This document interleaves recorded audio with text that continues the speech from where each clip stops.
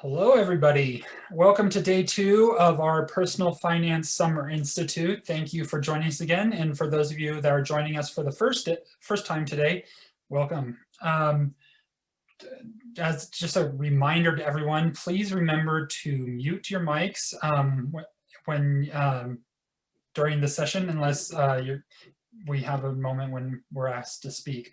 Otherwise, same deal as yesterday.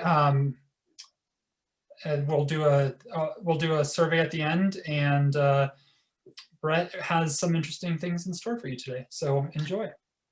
Absolutely. Thanks very much, Kevin.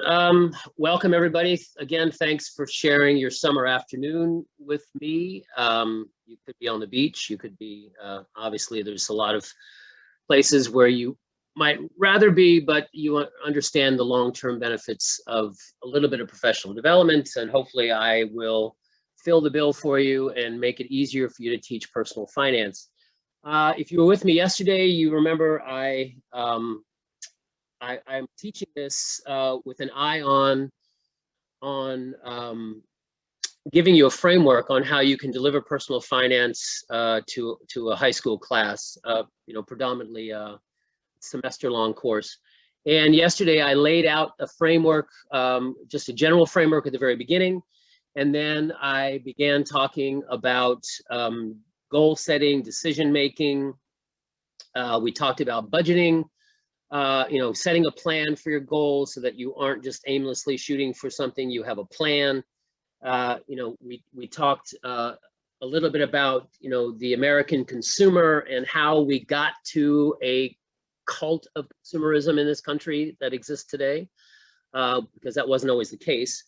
And then we finished it up yesterday by talking about lifestyle inflation, which is, generally this idea that, as people make more money, unfortunately, the expenditures seem to keep pace with the income.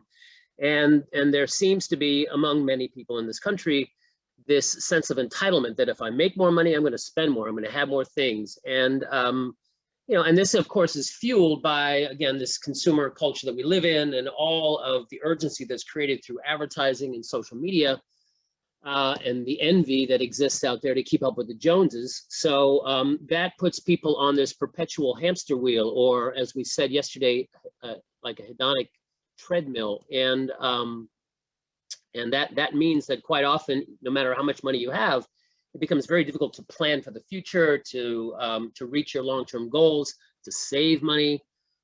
So that becomes a big challenge. So we looked at that at the very end of the session yesterday.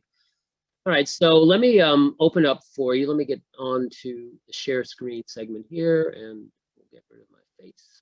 All right, and let me give you the immediate plug here.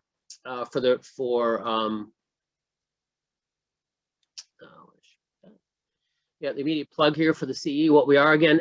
There's my email again. I really suggest that you copy it down right here, bberkey@fce.org. Again, I'm the Director of Education at the Florida Council for Economic Education. I'm going to give you a ton of resources. I'm going through them rather quickly. You may have questions about them in the future when you try to implement them in class or in advance of it, or there may be some technical things that happen. I don't know, hopefully not. But please feel free to email me and ask me about these resources. Since I'm the author of these resources, I would be the oracle. So I would know how to respond to any of your issues. Okay, we talked yesterday about Econ EdLink as being a terrific resource for lesson plans, lesson ideas, both in personal finance and in economics. So you want to take a look at Econ EdLink, become a member. It's free. You only have to sign up with an email address, become a teacher member. You will also have the opportunity through the CE in the future to take other personal development webinars. They offer a series throughout the school year. Short webinars in which you can accumulate professional development points as the process, so that there's a certificate that can come out of that process. Yes, this was yesterday's agenda, and this is today's agenda. I actually kind of flipped things there yesterday. I'm going to start off by looking at the lifestyle inflation activity. We did the Amazon, the Instagram yesterday. And then I'm going to delve into credit. We're going to look at the types of credit. We're going to take a look at, different types of credit and the different forms of credit that they take on. We're going to take a look at how you build a credit score, and then ultimately how you read a credit report.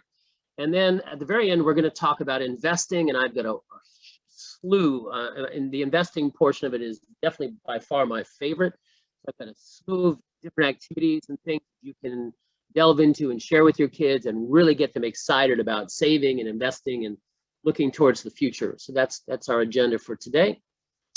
Here are the objectives again. As I said, I'm going to try to give you the content in a sequence that would allow you to develop it efficiently and deliver it efficiently to your kids.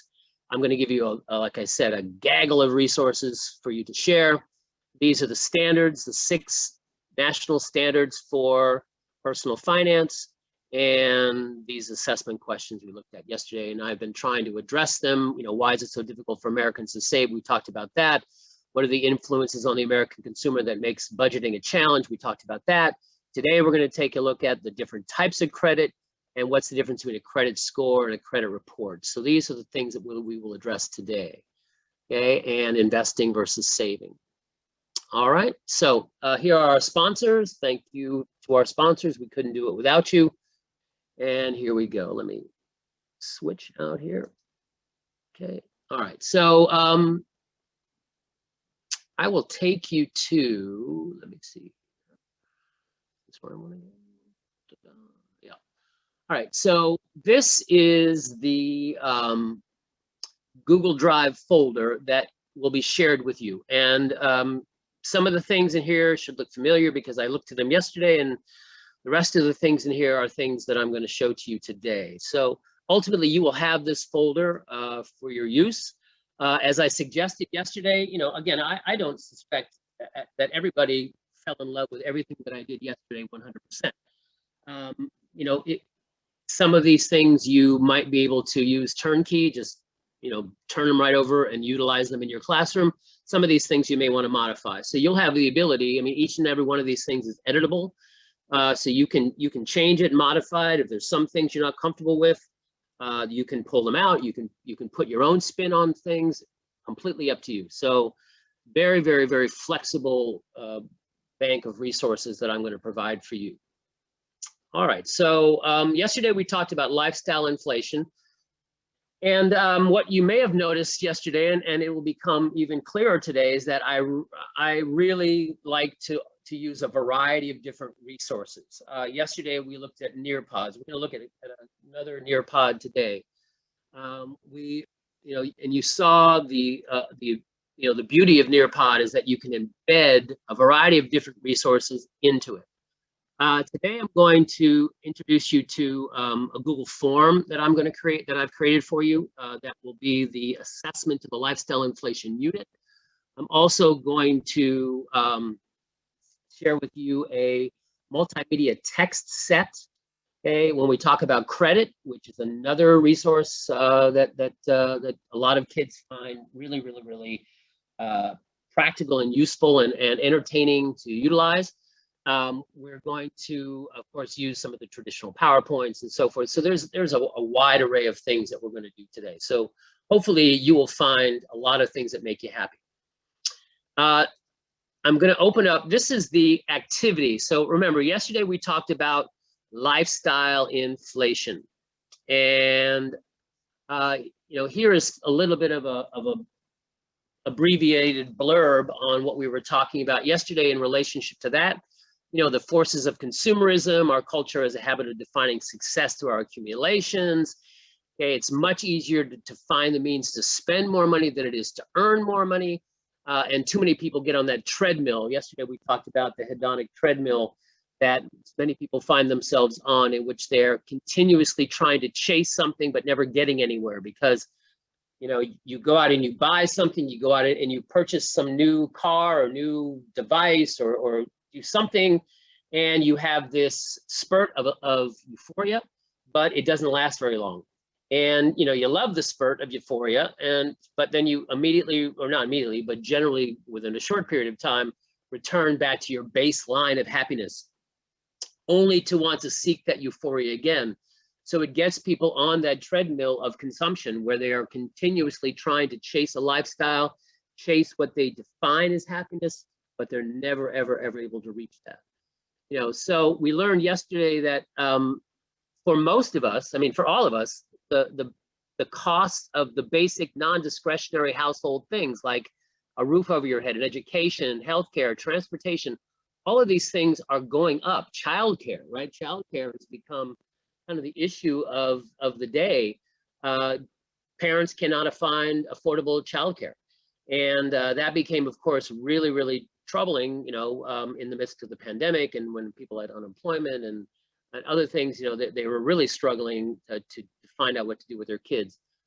So this puts a lot of us on this path of pursuing material satisfaction and at the same time having to shoulder higher and higher non-discretionary costs. So that ultimately translates to a lifetime of consumer debt. And consumer debt has been growing like crazy. So we got to get grip. We got to get a grip on the symptoms. We've got to contain the temptations. We've got to live within our means, all of those things. We want our kids to, learn that early so that it becomes part of their DNA. It becomes part of the normal way of life, as opposed to what many kids today are unbelievably sophisticated consumers. But that's not necessarily a good thing if you don't have the means.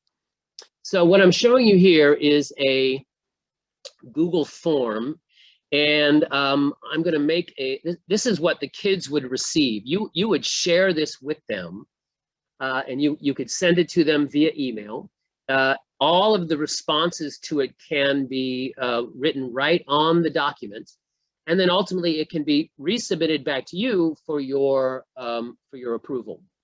And so you have, this is a paperless document, a document that kids can access on their devices in class. They can access it as homework, okay? And it can be passed back and forth paperlessly between the teacher and the students.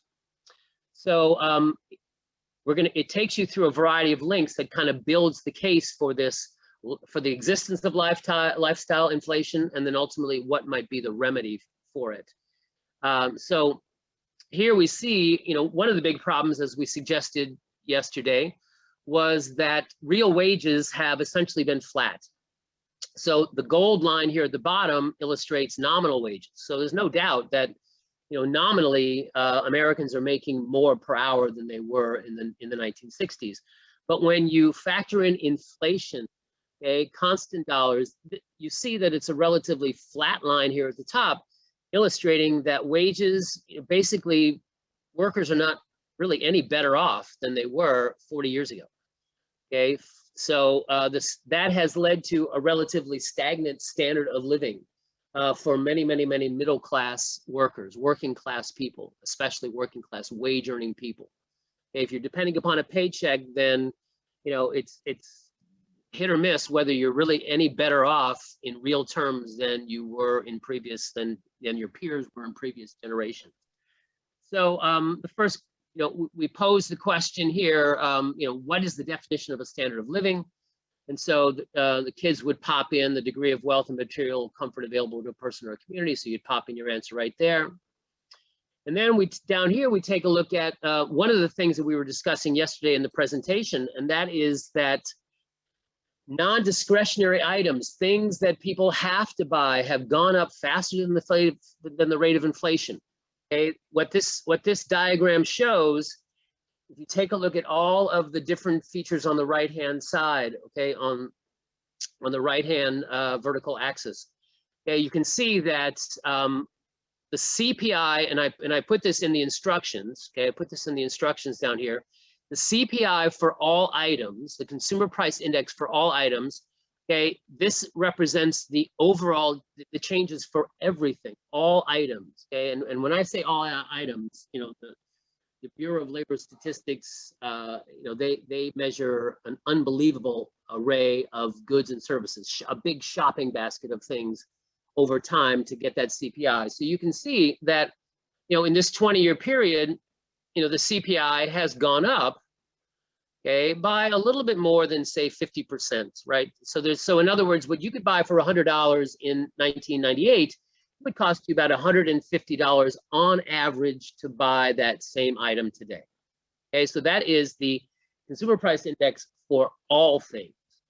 Now, we see that there are a series of things that have gone up faster than the rate of inflation. Not surprisingly, of course, education costs, childcare costs, okay, housing costs have gone up higher, food and beverages about the same.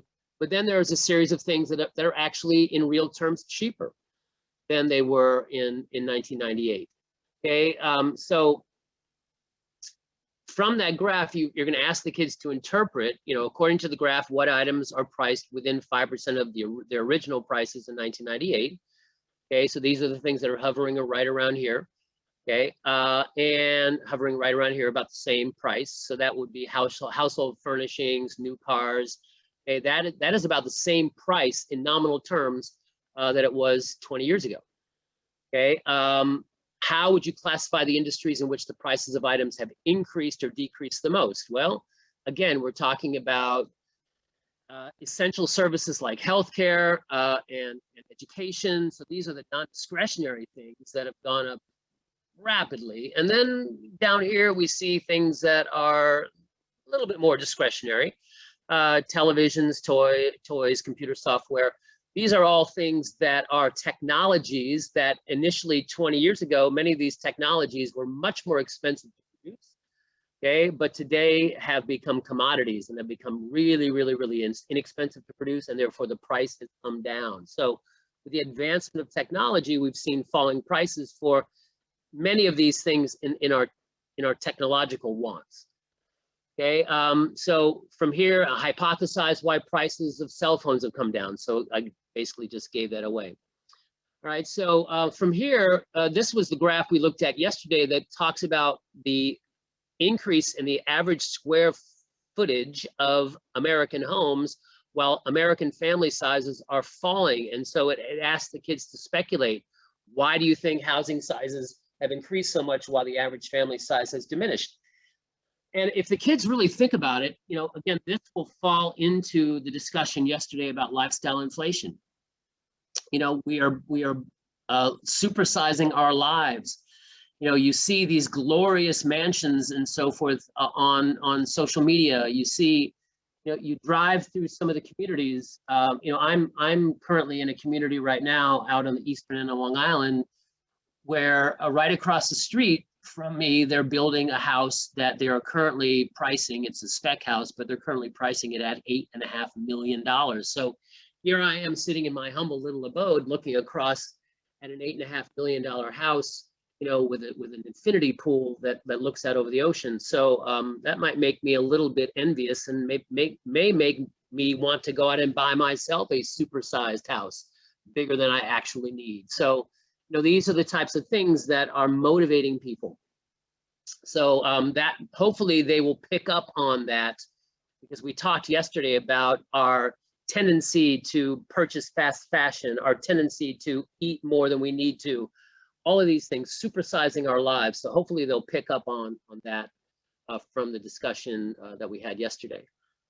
From here, we talk a little bit about consumer debt, the number of people that are either incapable or unwilling to pay off their credit cards at the end of the month. Okay, from here, this of course talks about what we discussed yesterday in terms of if my wages are stagnant but my costs are going up, I'm going to have to continually borrow more money. So the average individual credit card debt, you can see, has gone up significantly in a relatively short period of time. Okay, here was that graph we discussed yesterday about that base happiness level and how there are, spurts of euphoria. And again, I didn't show you the video yesterday that you may show with the presentation, about lottery winners, but that video also went into the fact that, obviously bad things happen to people too that will depress you and will cause a trough of happiness, but eventually we tend to recover and adapt and get back to our baseline even when bad things happen to us. So, here we have that level of happiness and the pursuit that many people choose to take in order to try to reach that level of euphoria tends to be fleeting. So again, here's that cartoon about I'm still not happy, standing on my pile of stuff. And here is the graphic from yesterday's presentation talking about how non-discretionary costs have gone up, which leads so many of us to have to borrow money to have any of those discretionary items because we're spending most of our paycheck on just the basic necessities. Okay, this is an infograph that, if you click on it, it opens up and talks about the state of household debt in America. Okay, and there are questions: where does most of the household debt go? Who holds it? What's happened to the totals in this country? And some statistics down here. And so the kids will open that up and they will, and where am I? Oh yeah, and they will interpret it in the particular activity. Okay, from here, this is a very cool activity. This is from the Jumpstart organization. If you click open this link, what this does, they call it the Jumpstart Reality Check. And it asks the kids to honestly respond to the questions below that talk about the type of lifestyle that they would like to see for themselves once they graduate from college. Okay, it's suggesting that you are a recent graduate from your education. You are now a young adult. You're on your own for the first time. What is your dream lifestyle? What would be necessary to fill your dream lifestyle? So you scroll down and it asks you again questions about questions about where you're going to live, what type of transportation, what's your food budget going to be like? How are you going to feed yourself?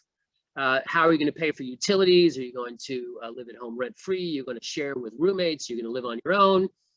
What level of communication and entertainment devices are you going to have? Cable, satellite, personal grooming and those types of things. And a miscellaneous group of other items. Do you expect to have student loans? And most kids will to some degree. So they want to be, if they're honest, they'll check off the box, at least saying that they'll have average student loans. And do you want to put any money away for the future? Do you have any, are you going to pay yourself first in a savings account or an emergency fund? Are you going to be philanthropic? Are you going to have a life, and go out and enjoy yourself once in a while? And so once they plug in all these numbers, they click see reality, and it takes the national averages and it tells them how much money they're going to have to earn in order to afford this lifestyle. And quite often it's quite a shock because the amount of money that they'll have to earn in their first paycheck will probably fall short of what the need will be in order to live this lifestyle. So their eyes are going to be bigger. What's the phrase? Their eyes will be bigger than their stomach or whatever. So they will probably have a reality check and realize that they may have to tamp down the luxury of their first years out of college. Okay, so that's a great, and so it asks from that point for the kids to interpret their answers. What were 2 examples of concessions you had to make in your choices? Okay, describe 2 additional costs that you will face in this scenario that weren't mentioned. So obviously there were some things that they could think of that maybe weren't mentioned. So again, it takes the average prices across the country. So obviously there are more expensive places, less expensive places, but it gives them at least a thumbnail understanding as to what the cost of their dream life might be. From here, we begin to take a look at some specific cities. The reality of things is that in the future, when we talk about job growth, most of the job growth is going to happen in just a few places. And so this particular diagram illustrates, based upon the key at the bottom, where the darker spaces represent, where it is expected, where most job growth is expected to happen. So if you want a job, you're not going to move to the middle of Nebraska based upon the lack of job growth. you're going to move to some place generally along the coasts, right? You're going to move to some of the more youthful communities like Austin, Texas, right? Atlanta, Georgia, even places like Salt Lake City, which is got one of the youngest populations and one of the fastest growing job markets in America. Okay, this is where you're going to find. So these black spots on this map represent the cities where most of this job growth is going to happen. So that's going to kind of help them focus on exactly what will be the cost of living. You know, if there's a greater demand and more people like myself moving to a city, all clamoring for a fixed amount of resources, a fixed amount of housing stock and all of that, then undoubtedly the cost of living is going to go up, and the cost of living is going to be high. So I'm going to have to make a higher salary. So these are the realities. And this map illustrates some of the highest and lowest cost places to live. And not surprisingly, the places where the job growth is occurring tend to be some of the more expensive places to live. All right. Now, the final piece of that puzzle, everything north of here, right here, is ask them to simply summarize what they've learned, you know, respond to these essential questions. What is the threat that American consumers face in balancing their income with expenditures? What's the fallacy and the reality of consumption? So you want them to summarize. And then just as a postscript, I threw this on here because I thought, what the heck? This is a short little video on minimalism. What is minimalism, right? You know, obviously we've been talking about lifestyle inflation. We've been talking about lifestyle creep. We've been talking about living beyond means. So at the very end, I throw in a little bout of the contrarianism to that movement, and that is the idea of minimalism. And I mean, I've heard, I believe that, you know, especially since the Great Recession, you know, 12 years ago, and many of the millennials today were kids growing up in households that saw their parents lose their jobs, saw their parents but maybe lose their homes, you know, maybe were part of the movement that recognized, you know, that the 1% versus the 99% and all of these different things that came out of that particular period. That some kids today are actually a lot more minimalist, right? Some kids are actually, they're more environmentally conscious. You know, they're more likely to buy clothing at thrift stores. They're not brand conscious like they used to. They're rejecting fast fashion. So this may already be part of the makeup of your students, but I think it's an interesting piece to throw in there at the very end, because it offers a contrarian view to what we expect most Americans to think about, and that is consuming and gathering material wealth. So this again is, and you can see at the very bottom, you simply submit, and it would be sent directly back to you as the teacher, and you can grade it, you can assess it, and so it's a great way to communicate with your kids and give them a variety of different links. I mean, this is in a sense is a hyperdoc, okay, with a lot of links and a lot of information and a lot of ways for them to communicate with you. All right, so that is the assessment to yesterday's activity, to yesterday's presentation. Now we're on to today's agenda, and today is all about credit and it's about investing. So I'm going to first present to you, what credit is, types of credit, functions of credit, and then we'll get into credit scores and credit reports. To start out with, what you're looking at, what I believe you're looking at now, hopefully, let me make sure that you are, just so that I am. Okay. What I think you're looking at right now is my credit hyperdoc. This is a multimedia text set, okay? And what this is, you can see that it's set up like a game board, and it is a resource that you would typically turn over to the kids for their own exploration. This would be a document that you would give in advance of a classroom presentation. It would be a document that you could give to the kids to work on in class on their own devices, maybe work with a partner, okay? Because as I peruse, as I travel through and navigate through this particular document, you're going to see that there's a variety of resources, a variety of different ways to gather this information. And it is a, with two people, you know, you have some people that are more comfortable with some types of resources than others. So if you put two heads together and you allow them to work on this document together, I think more will get done. And the sharing of the minds and the sharing of the perspective will benefit both students. So I'll show you what they're going to do with this in a second, but let me just show you how this works. This is again, this is a hyperdoc. So if you click on the images in each of these boxes, it opens up a link. So, and the link falls to the bottom, and if you click on that link, it will take you to a particular information source. So you can see explore debt across America. So by clicking that open, it's going to take me to an infographic, okay, that talks about consumer debt capita state by state. And it takes a look at America, you know, how much debt is held, household debt is held. And that, of course, is mortgages, student loans, credit cards, auto loans, and other forms of debt. And how much is held in each state.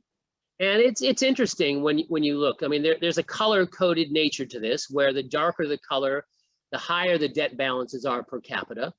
Okay, so not surprising, you know, when you take a look at some of the wealthier places in this country, like California, Maryland, Washington, D.C., it's not surprising that you have some of the higher levels of debt. When we go to some of the states where we normally associate a more modest income level, like West Virginia, it's not surprising that West Virginia, you know, Kansas, Missouri, Arkansas, Oklahoma, these places tend to have much less consumer debt. Okay, simply because they, on average, household income is going to be a lot less in those places than it is on the coasts, especially. So kids are going to peruse through this. It talks specifically about states that have high levels of debt, where, you know, who has the most mortgage debt.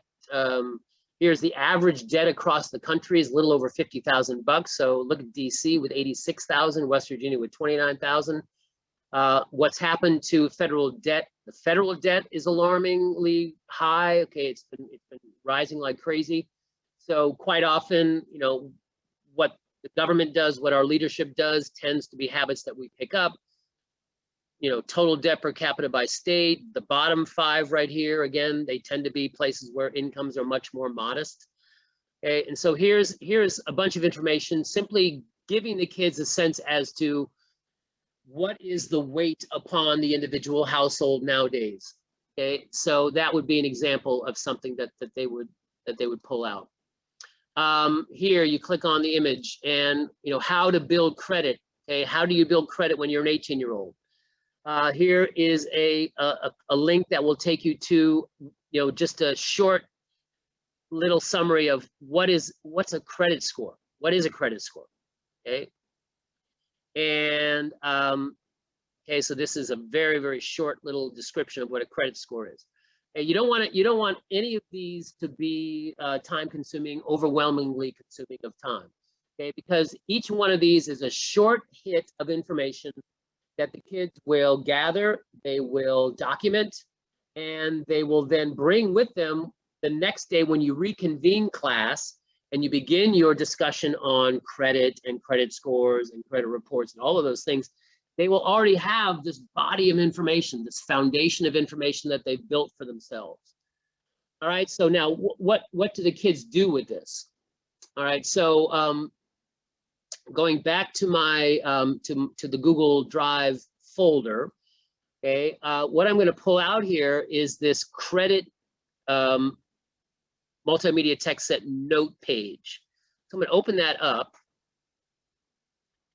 and you would provide the kids with that the document that I just showed you. The credit text set itself would be sent electronically to the kids. Okay, that would be shared electronically. Then you could also share this document with them, and this is where they're going to write down the information that they gather as they travel and navigate across the game board, clicking on links, opening up the links, looking at the information, and writing down what they have learned in the name of answering this essential question. How can I use credit to my advantage without becoming too dependent on it? I mean, that is the essential question that they want them to answer. Here are the instructions on how they would use the multimedia text set. Okay, you've received a multimedia text set on different aspects of the credit market. It's your job, so we're leaving this as an independent study tool. It's your job to explore the document and to construct a base of knowledge. Ultimately, you will want to provide evidence-linked answers to the essential question below, which again is, how can I use credit to my advantage without becoming too dependent on it? Okay, so it's at this particular point that we tell them wander through the document in any order you want, right? Kids love that. You know, instead of being dictated to as to what the sequence of information will be, we let them figure that out for themselves. Spend time at each station. Okay, you don't need to rush through every resource. I mean, I believe there's 13 or 14 different resources on that page. They don't have to hit all of them, okay, by any means. But they are also kind of, it's suggested that they really don't spend more than about 8 minutes. Make 8 minutes your maximum amount of time that you spend on each of these resources before moving on. And then use the boxes below, these boxes here that you see on this page as I scroll down. Use these boxes to fill in the information, and I give them some suggested questions here, you know, what to look for. What are some of the key terms that this resource is suggesting? How would you, what do you think the main idea is? What are some real world examples that you can think of or that are provided? What are some of the evidence from the resource that connects to the essential question, keeping that at the center of the activity? What is, you know, we want to answer that essential question, and we want the kids to find the answer through a variety of resources, and then what are some of the conclusions that I can draw at the very end? So each one of the documents has a title, and so they could fill in the title. Again, they don't have to follow it in any particular order, and then they can write down their responses in the boxes below. Okay, again, following the suggested questions, but always staying keen to the essential question and always staying rooted to that. That's what we want them to figure out. So again, when they come to class the next time you convene, they have this with them. Okay, they have this with them. They've worked with a partner. They've constructed this foundational base for themselves. And so when you start talking about credit, you don't have to hold their hands. You don't have to remediate, because you're already talking to people that are familiar with the concepts that you're talking about, because they've already done some research. They've already set the table for themselves, and now they're going to sit down and eat with you. And they're going to eat up what you provide.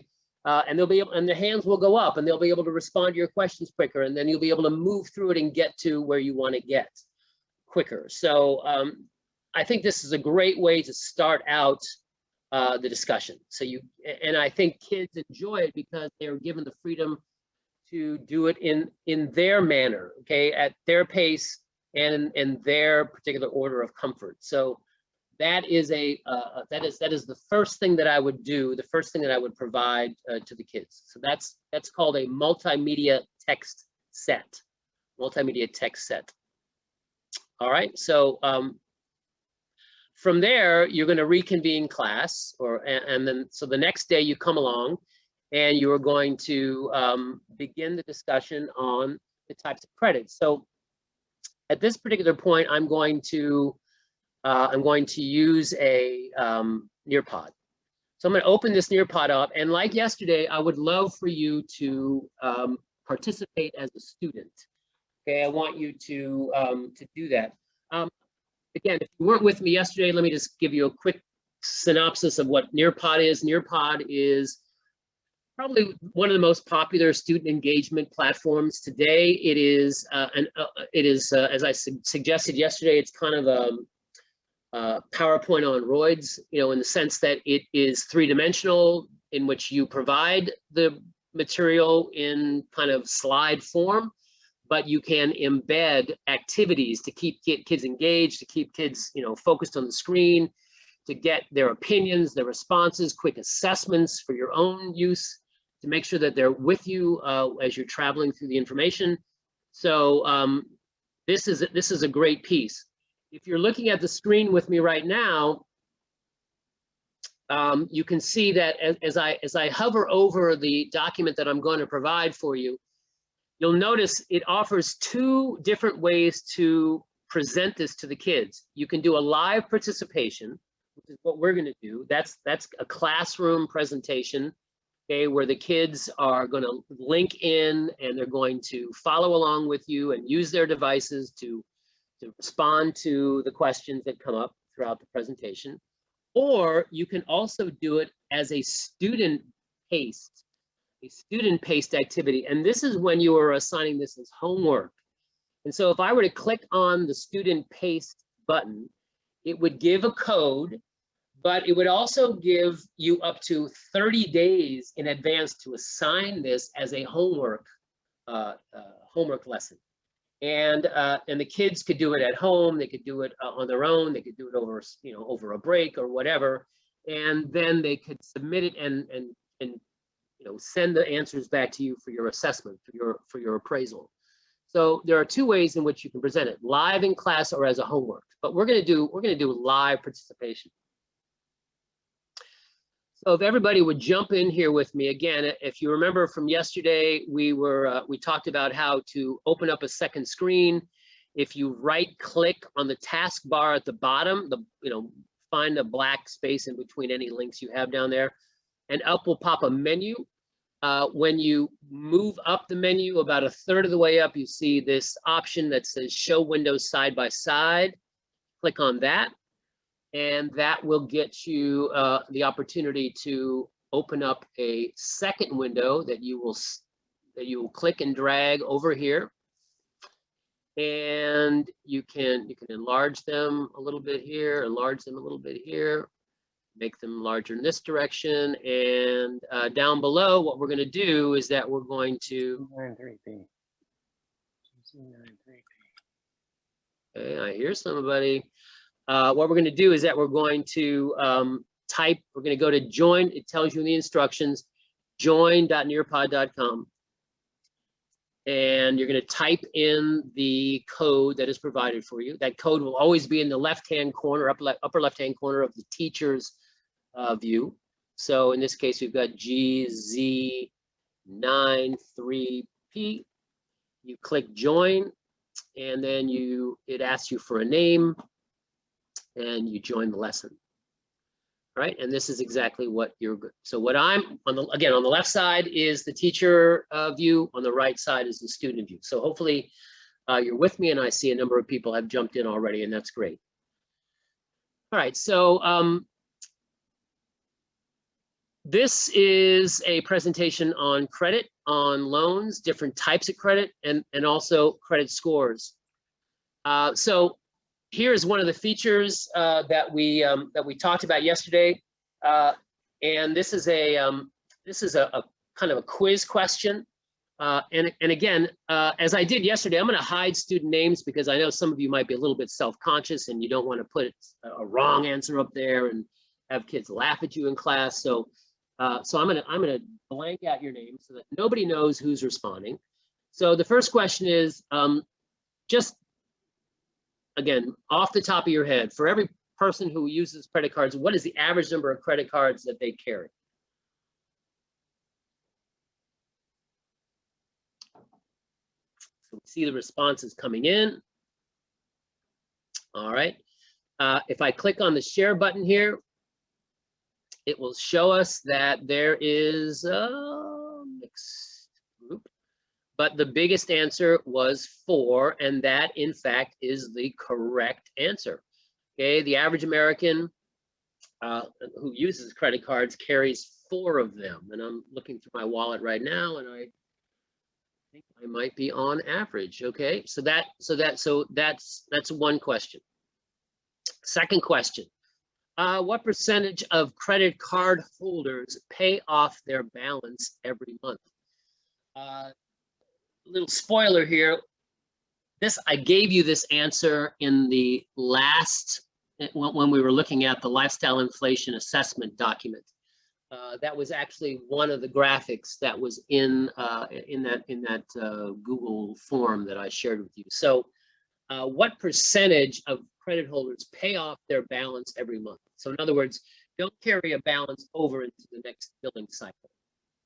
Okay, you zero it out. All right, so the answers are coming in.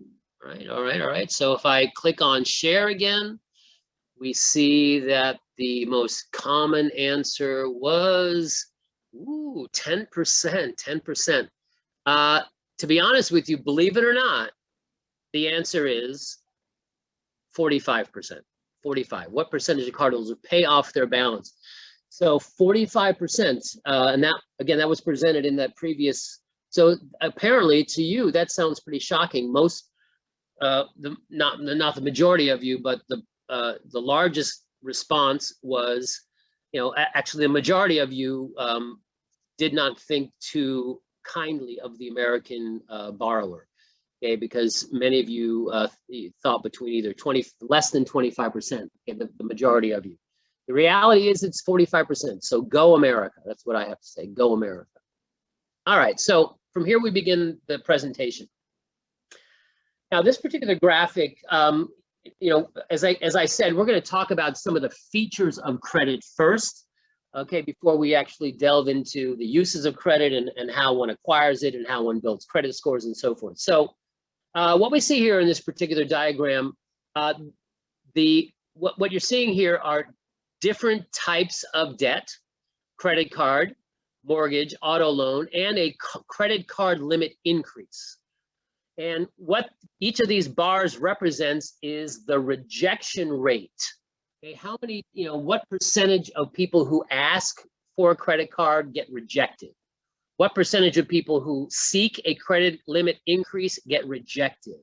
Mortgages, rejected. Auto loans, rejected. All right, so you take a look, and on the right-hand side are some questions. And again, these would be open-ended questions, for discussion in class. What loans have the lowest rejection rates? Rejection, again, means that the lender is told no. Okay, and so when we take a look at the lowest rejection rates, looks quite clearly that a mortgage and an auto loan have lower rejection rates than a credit card does, or a card limit increase. So in other words, you may need to describe what that means, where somebody is seeking, a certain limit on how much they can borrow. They want it to go up. So that's what we mean by a card limit increase. Okay, so right now my credit card limits me to $10,000 of borrowing. If I want to get it increased to $15,000, I'm seeking a card limit increase. Okay, and then what loans have the highest rejection rate? Again, anything associated with a credit card seems to have a much higher rejection rate. Why do you think it's harder to get a credit card limit increase than it is to get a credit card? And why do you think in general is it less difficult to get a mortgage, which seems like a lot of money when you think about how much it costs to buy a house and how much a new car costs nowadays, yet it seems to be easier to get a loan to buy those things. So this begins, a query of discovery. And what we learn is that some items are secured loans and some items are not secured loans. So a secured loan is a loan that is backed by an asset like a house or a car.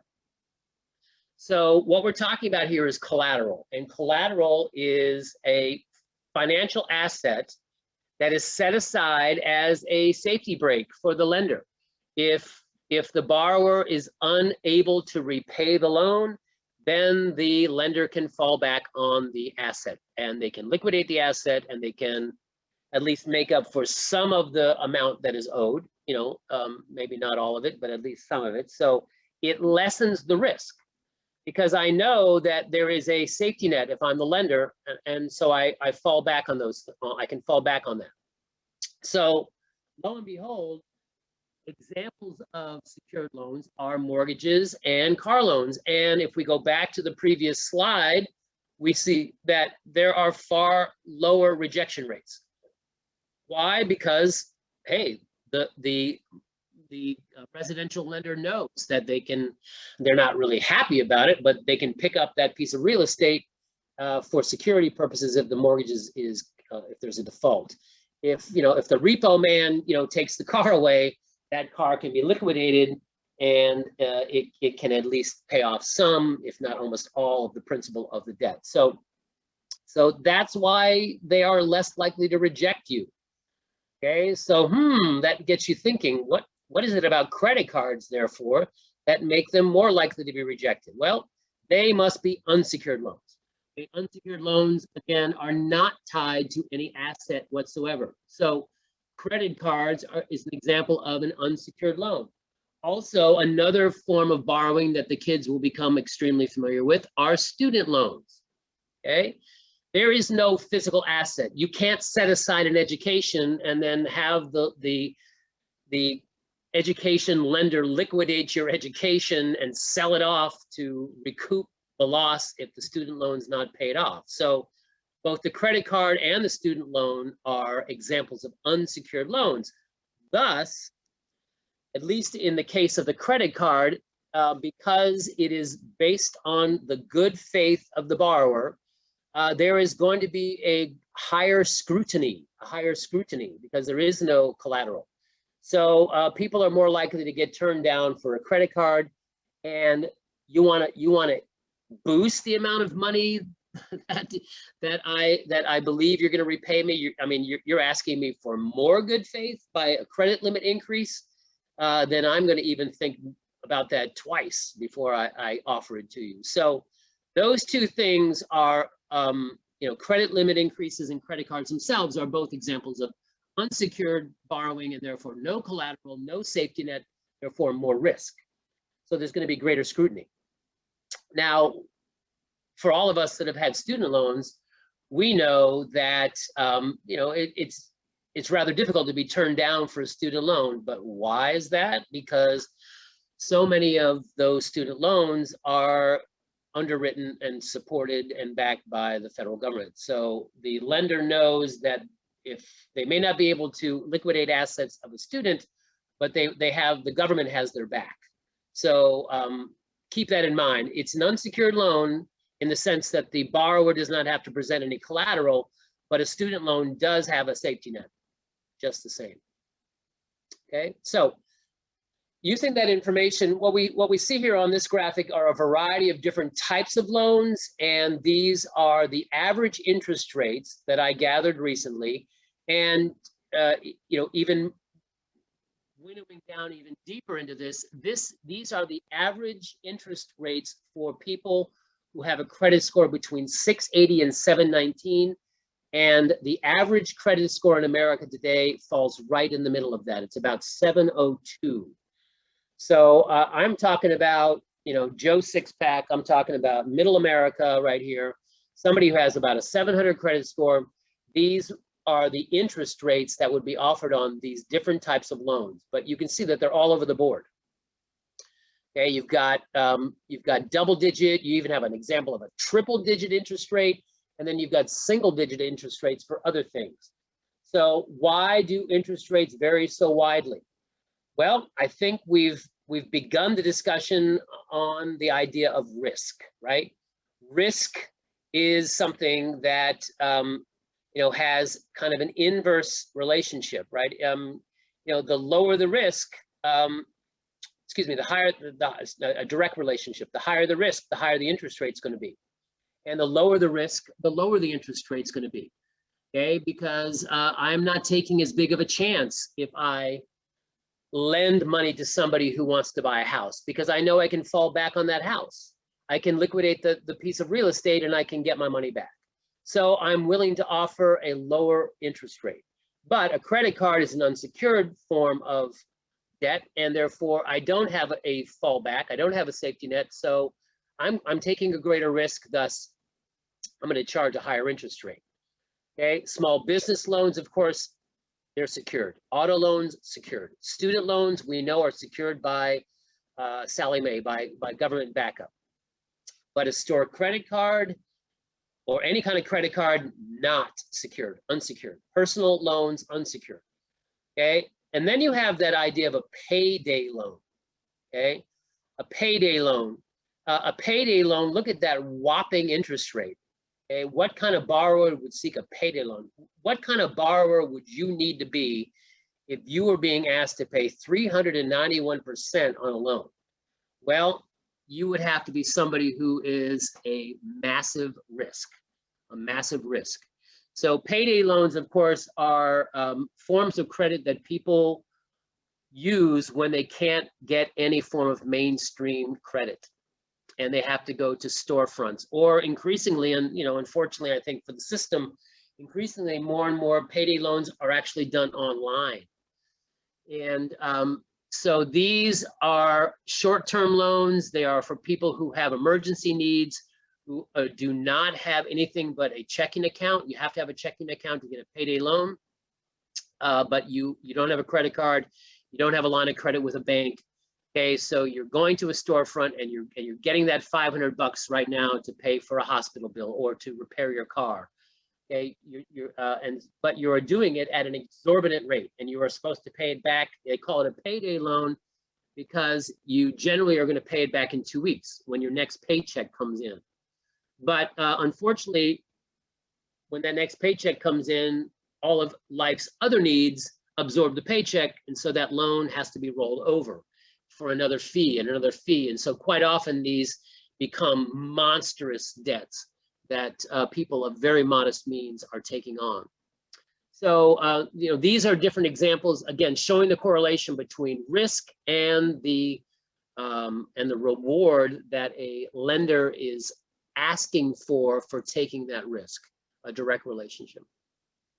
All right, so from here we have a video that talks a great deal about this, and again, I'll play a little bit of it because, as you can see, there's some questions that are embedded. This is a great series of videos from this Chilliwack Learning Society.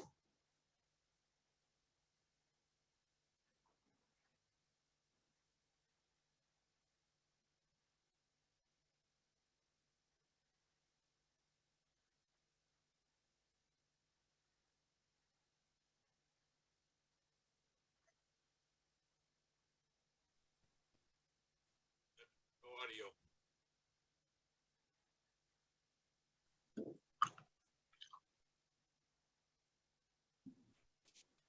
We can't hear it.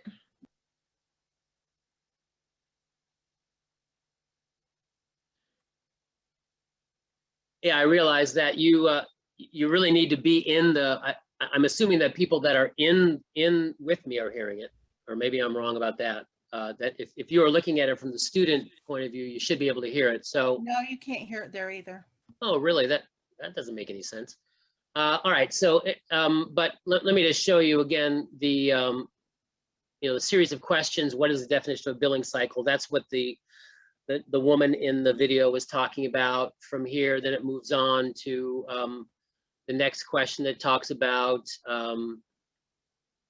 what's a grace period and a variety of other things and so forth. So this is a and I'm surprised. I would have assumed that if people were in the Nearpod with me, that like a student you'd be able to hear it. That's too bad.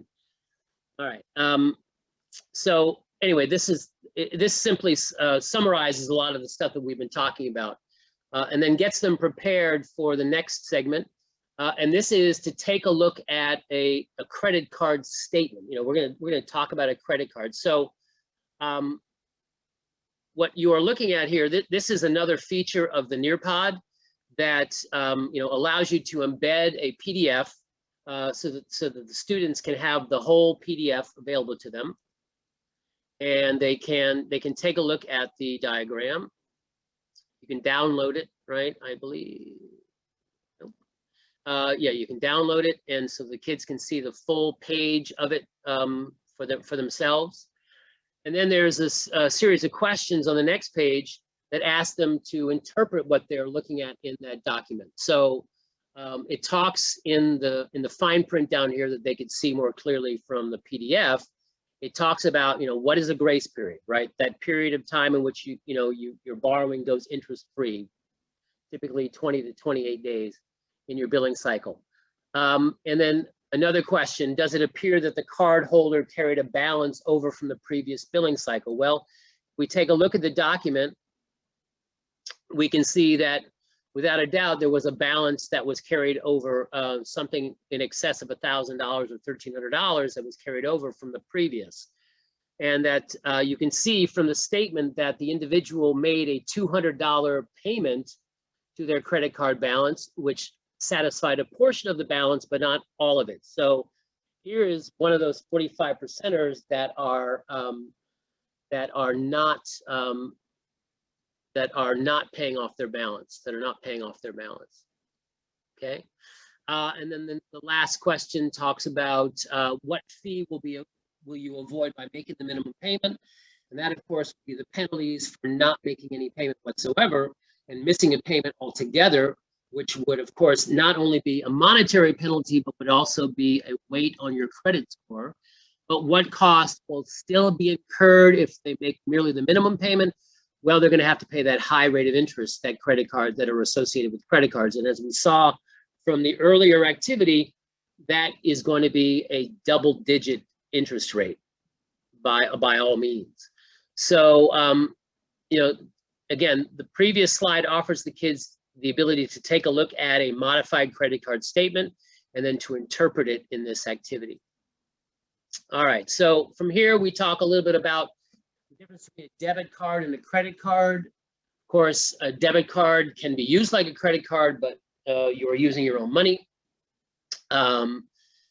There is no interest associated with it. You have no danger of getting into debt with a debit card, but of course, your resources are limited to whatever you have in your checking account, whatever the account is that your debit card is tied to. So, a lot of kids don't really understand the difference. I have heard stories, and these were among students that I've had in the past, of kids going out, using their debit card like a credit card and just simply swiping it and buying things, thinking that they were simply building a balance, when in fact they were draining their checking account, and they were, of course, incurring overdraft fees along the way. So it sounds infeasible that people don't understand the difference between a debit card and a credit card, but I've seen it in reality. So it's something that we want to make clear to all kids, that your debit card, of course, has limitations that your credit card doesn't, but at the same time, there are ramifications of a credit card that don't exist when you have a debit card. Okay, and one of those is interest. And so again, a typical credit card can have a very relatively modest rate of interest, depending upon your credit score, depending upon the type of card and borrower that you are. But some cards, people that are very, very high risk, it is not uncommon for credit cards to carry a 36% interest on unpaid balances. So they can be severely punishing for people that are very risky, okay? All right, so here's an activity. The video talked about how the girl was paying off her credit card by merely meeting the minimum payment over time. Okay, so let's see how long it would take to pay off if you were simply meeting the minimum monthly payment over the life of your loan with your credit card. So you can do this yourself by clicking on this link. Okay, you've got $5,000 balance. Click on this link, and you've got a $5,000 balance in your credit card. You're making a monthly payment of $110. And the interest rate is 15.99, which is, about average.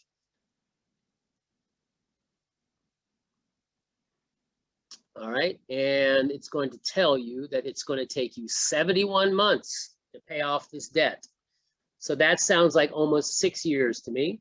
You're going to pay for your $5,000. Your $5,000 debt is going to cost you $7,735 or $33, right? That's how much that debt's going to cost you. That's how much that the luxury of using that credit card is going to cost you if you're only able to make the minimum payment,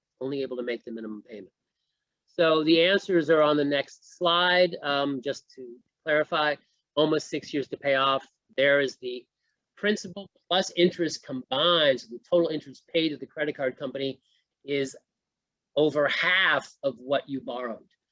Okay, so meeting the minimum you'll avoid certain fees. You'll avoid seeing, a depressed credit score, although all that debt on your credit card is going to press your utilization numbers higher and higher. But it is a luxury that is extremely costly, very costly.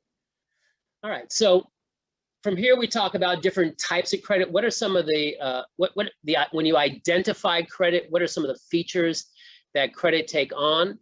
So we're going to talk about revolving credit, installment credit, and non-installment credit, which is sometimes called service credit, which again, a lot of people don't necessarily think about a Florida power and light bill, your utility bill, as being a form of credit, or your cable bill as being a form of credit, or your cell phone bill as being a form of credit. But in reality, they are, because the circumstances and the conditions of that service agreement will be very much tied to your credit score, very much tied to your history. So we do want this to be considered as a form of credit, All right, so revolving is open-ended, right? Revolving is something that it can be secured, it can be unsecured, depending upon the type of revolving credit you're talking about. But it allows you to borrow, and once you've repaid it, your balance is replenished. Your credit limit is replenished. So as long as you repay it, you can return back to that same pool of credit that you have available to you. So usually the minimum payment is associated with the percentage of the balance due, the interest on that particular balance. So you're at least meeting the interest payments. Okay, so examples are credit cards, personal lines of credit, and home equity lines of credit. These are forms of credit that are replenished once they are repaid. An installment, though, is a closed-ended debt form of debt, in the sense that once it's paid off, it ceases to exist. Okay, it is typically paid off in installments. It is often paid off in equal installments over a series of months. It can be secured and unsecured, okay, because an auto loan is an example, mortgage is an example, but so is a student loan, and we know that a student loan is unsecured. Okay, there's a term, there's an amount, there's a number of payments that you're going to make. There's a finance charge that is oftentimes associated with this that adds to it. Okay, and so ultimately, that after 60 payments on my car, I am now the owner of that car. Okay, that after 360 payments to my mortgage company, I am now the owner of this house. And so the debt is dissolved, and you get full equity in that particular asset. So examples are home mortgages, car loans, student loans. Those are examples. Now here's a pause in this discussion. And again, this is, if you weren't here yesterday, this is what is called a collaboration board, and it's a way in which you can ask a question, and the student can type in their response in the box below, and it can be posted up on the screen. So in the post, what I'm asking is, what's an example of a good use of debt? And what is an example of a bad use of debt?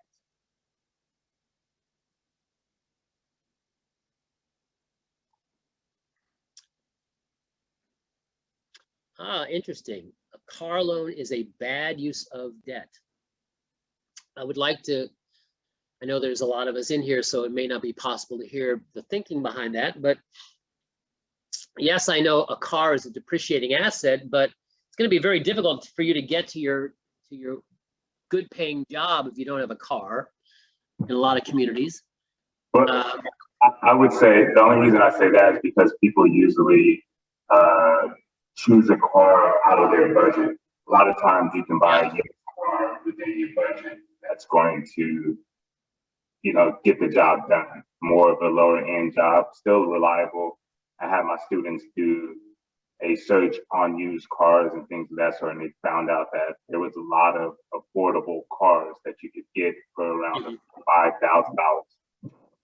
Okay, excellent. That's an excellent point. Yeah, and that's a good clarification.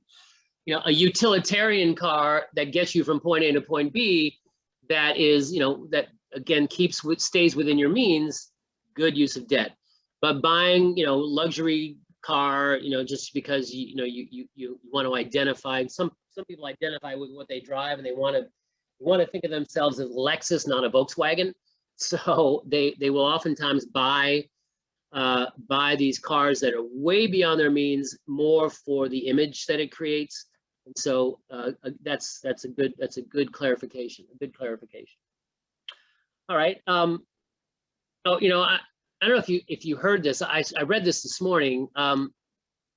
Right now, because of the computer chip shortage that exists, that the pace of new cars coming off the line has been very slow.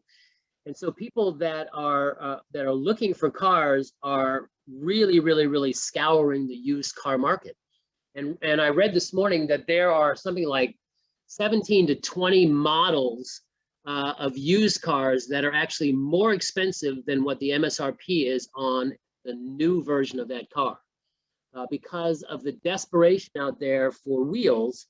And so people are paying more for a 2019 Honda Accord than they would pay for a 2021 or 2022, whatever the current version is, Honda Accord. Okay, because of the shortage. So it's an interesting. So even buying a used car, which sounds more responsible, can actually push your budget even further nowadays in the wake of this current auto shortage that exists.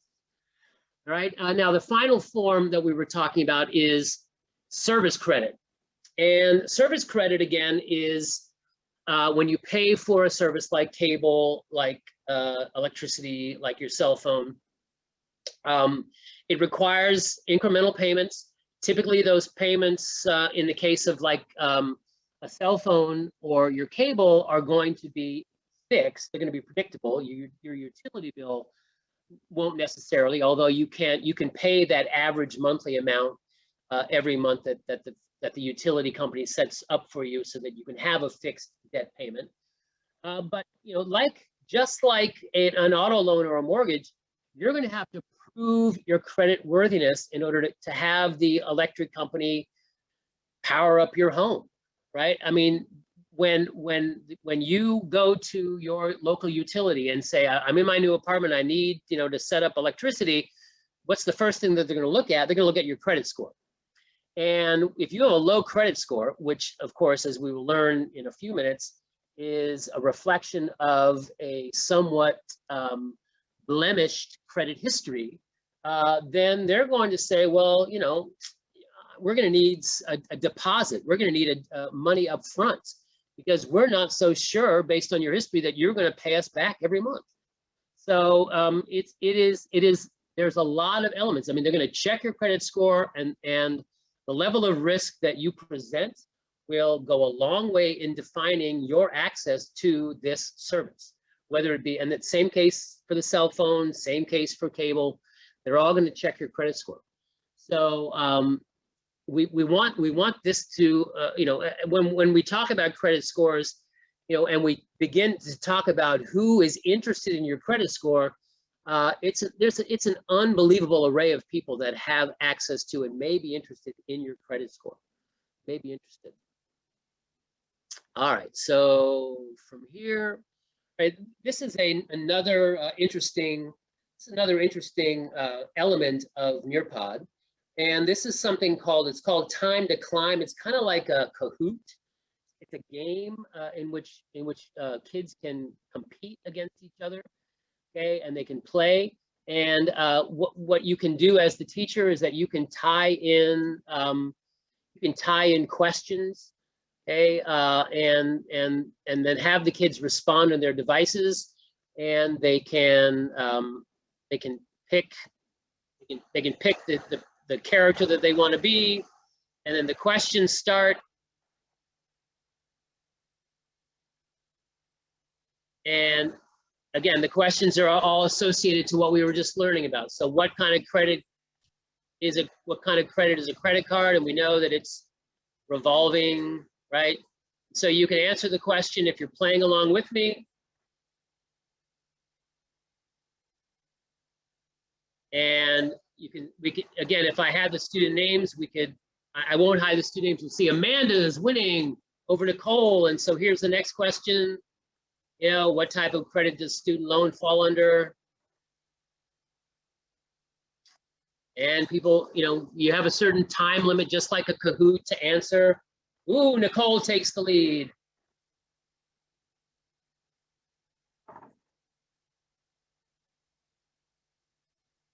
So you can see, you can set up a fun array of questions. You can set up the time limit. You can set up a variety of things to get that done. All right, so I've been going at this for like an hour and 15 minutes. I just looked at the clock. So we're going to take about a 5-minute break right now, give you a little bit of a break. I'll come back in about 5 minutes, and I will pick up where I left off.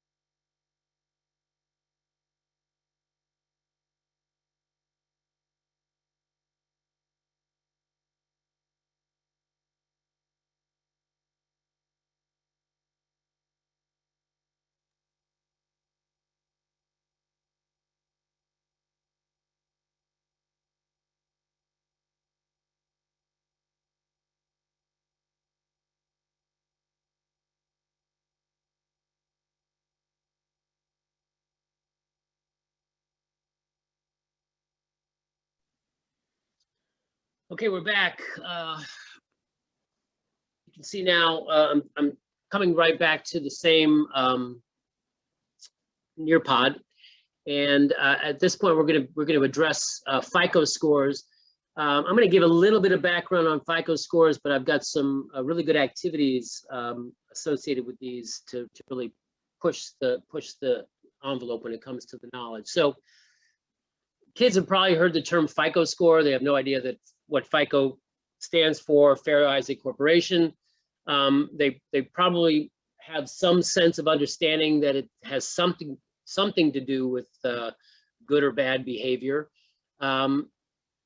But it's like grades, right? I mean, we know that it is essentially an identifier. It's something that people want to be as devout to as they would their SAT scores or to their GPA, or to a lot of to other ways in which we are measured in our lives.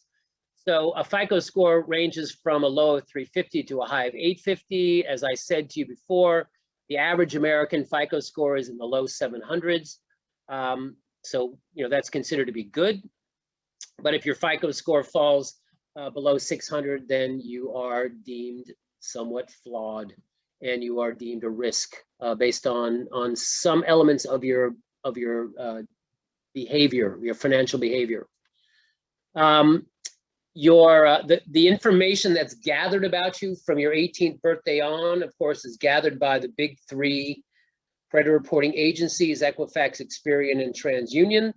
And you have the right by law to access a free report from each of these three organizations once a year. So it is suggested, of course, that you access each of these, and that you access them incrementally throughout the year. So in the first third of the year, you get one, and then in the second third of the year, you get the second one. The final third of the year, you get, so that basically you're looking at the information is not going to vary very much across each of these forms, each of these reports, but at least you're looking at it more frequently than just once a year, getting them all at one time. So, but everybody has the right to a free credit report from each of these three agencies. All right, so here's an embedded video, and I'm not going to play it for you, but you can play it if you wish, and it's got embedded questions that explains a little bit more about credit scores. But basically, just like what you would teach a kid about how do I increase my GPA, what are some habits that I can pick up, what are some disciplines that I can pick up, how can I improve on the way that I study and the way that I gather information and the way that I utilize my time management.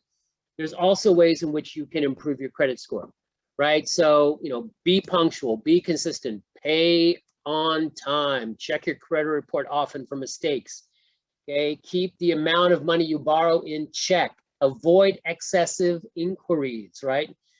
If all of a sudden you've got a ton of people trying to look at your credit score, then that's going to make the credit agencies somewhat suspicious. Okay, I mean, how dependent is this individual on credit? Okay, keep those accounts open, especially your older ones, right? You're older because it shows a history. Okay, you shouldn't just liquidate all of your old accounts into one, thinking that you're going to have a single payment. It's going to make life easier, because all of a sudden you lose that sense of history, which is part of the formula. Okay, and keep a healthy mix. Okay, show that you are not only eligible for credit cards, but people will lend money to you for bigger items in life. So you want to have a good mix. And there's basically a breakdown right here, and this is familiar to all of you, but maybe not to the kids. But there are basically 5 key components to your credit score. And the biggest, most important one, and we heard it in the video, we're going to hear it many other times, pay on time. Don't be delinquent. Don't be late. Don't miss payments. Okay. The second thing that you want to keep track of is the amount that you owe. Keep your debt to income ratio at a modest level. Okay. There's a little bit about that when we delve into some more information about this.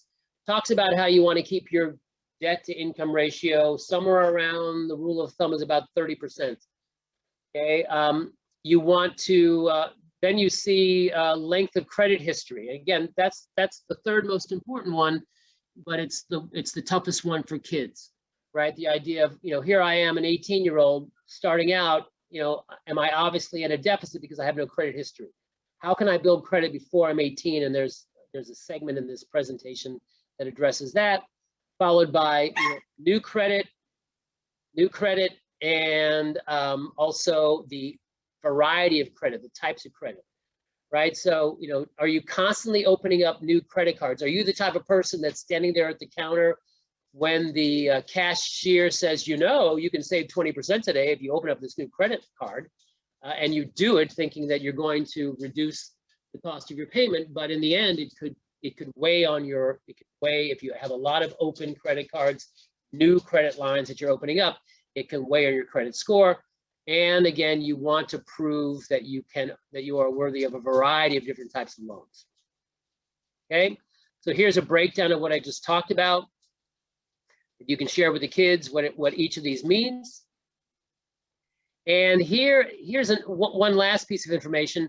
This talks about, all right, if I make a mistake, how long do I suffer? And how much do I suffer?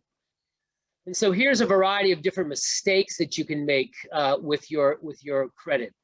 Okay, you can max out your credit card, which means that you use all of your credit limit. If you have a $10,000 credit limit, you borrow all 10,000 of it. You've maxed it out. Okay, well, that far exceeds the utilization levels that people deem safe.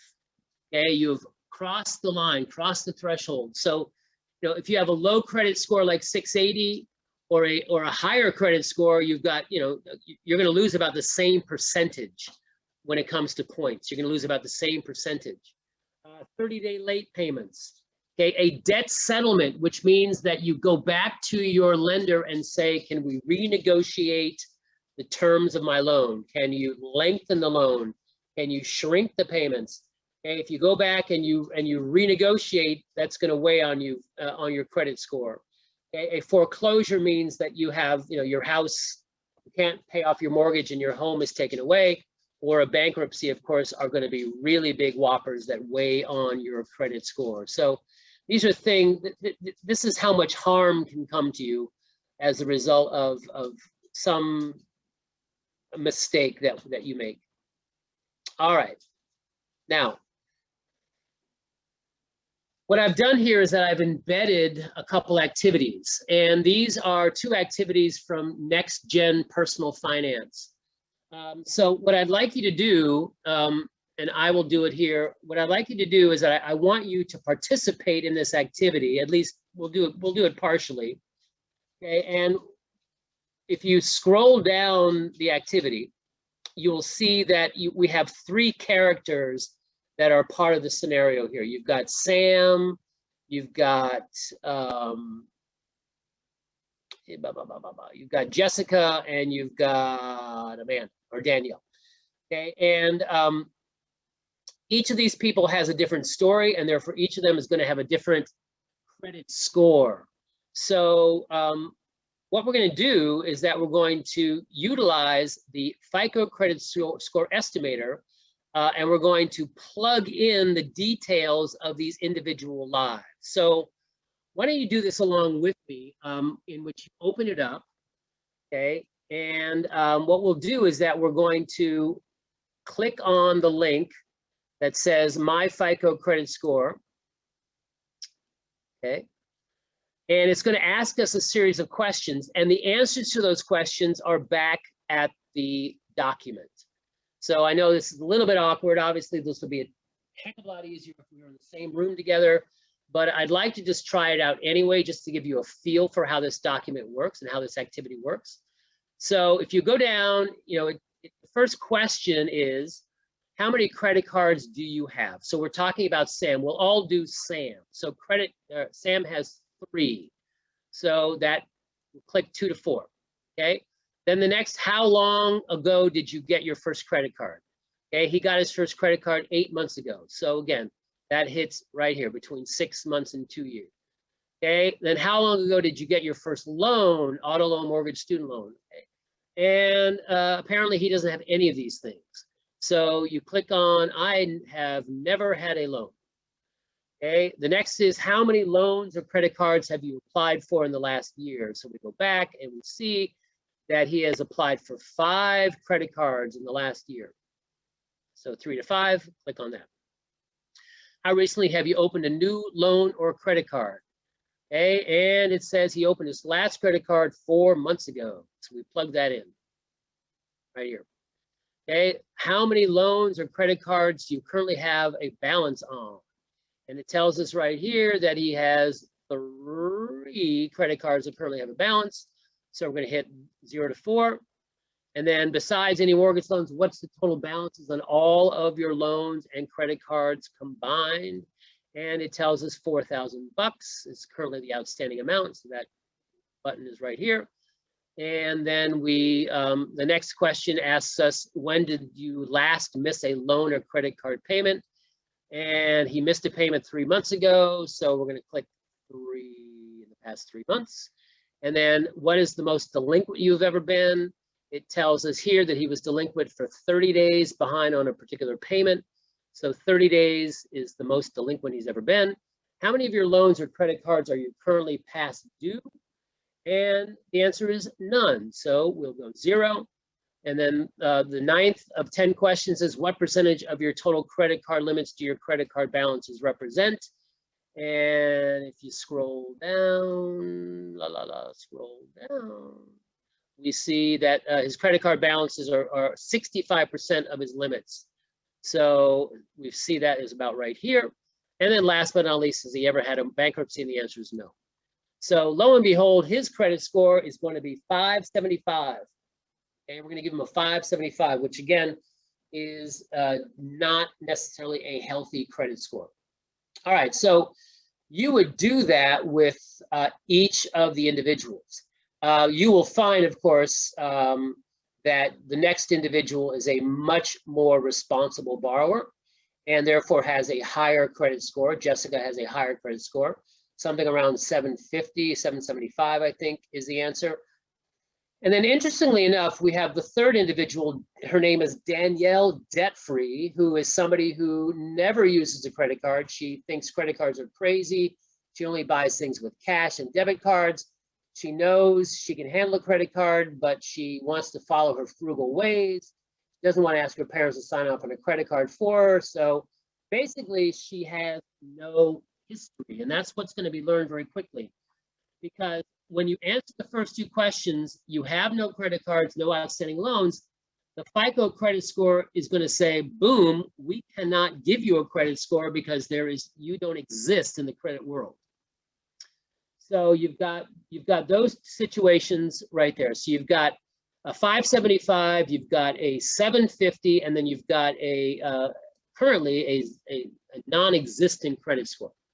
All right, so that's the first thing. So this gives the kids the sense as to, again, how does my data, how does my behavior translate to this holy number that's going to be basically tattooed on my forehead and will identify me, will define, my worthiness for the rest of my life. Okay, how, what are the behaviors, what are the things? So they get a sense as to what is a good borrower, a bad borrower, and a non-existent borrower. All right. So going to go back to this. All right, let me figure out what I'm doing here. All right. So I'm going to move on. Now, the next activity tells us, and again, we can do one of these together. The next activity tells us, all right, what is the impact of my credit score on common purchases? Like, you've got 3 individuals with 3 different credit scores. Will they all face the same level of risk? Will they all face the same level of interest? Will they all pay similar amounts for the things they want to buy? So if you open up this activity, you will see, again, that these 2 are directly tied to each other. So it follows along with our scenario.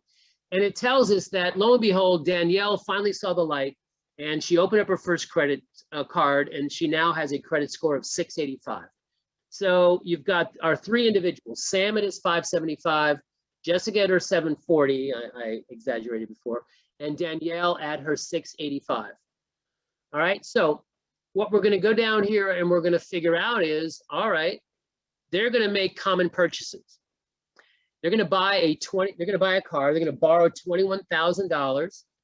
They are going to take out the term on the loan is going to be 60 months. Okay, and we're going to figure out, how much is it going to cost each of these individuals to borrow the money to buy these cars.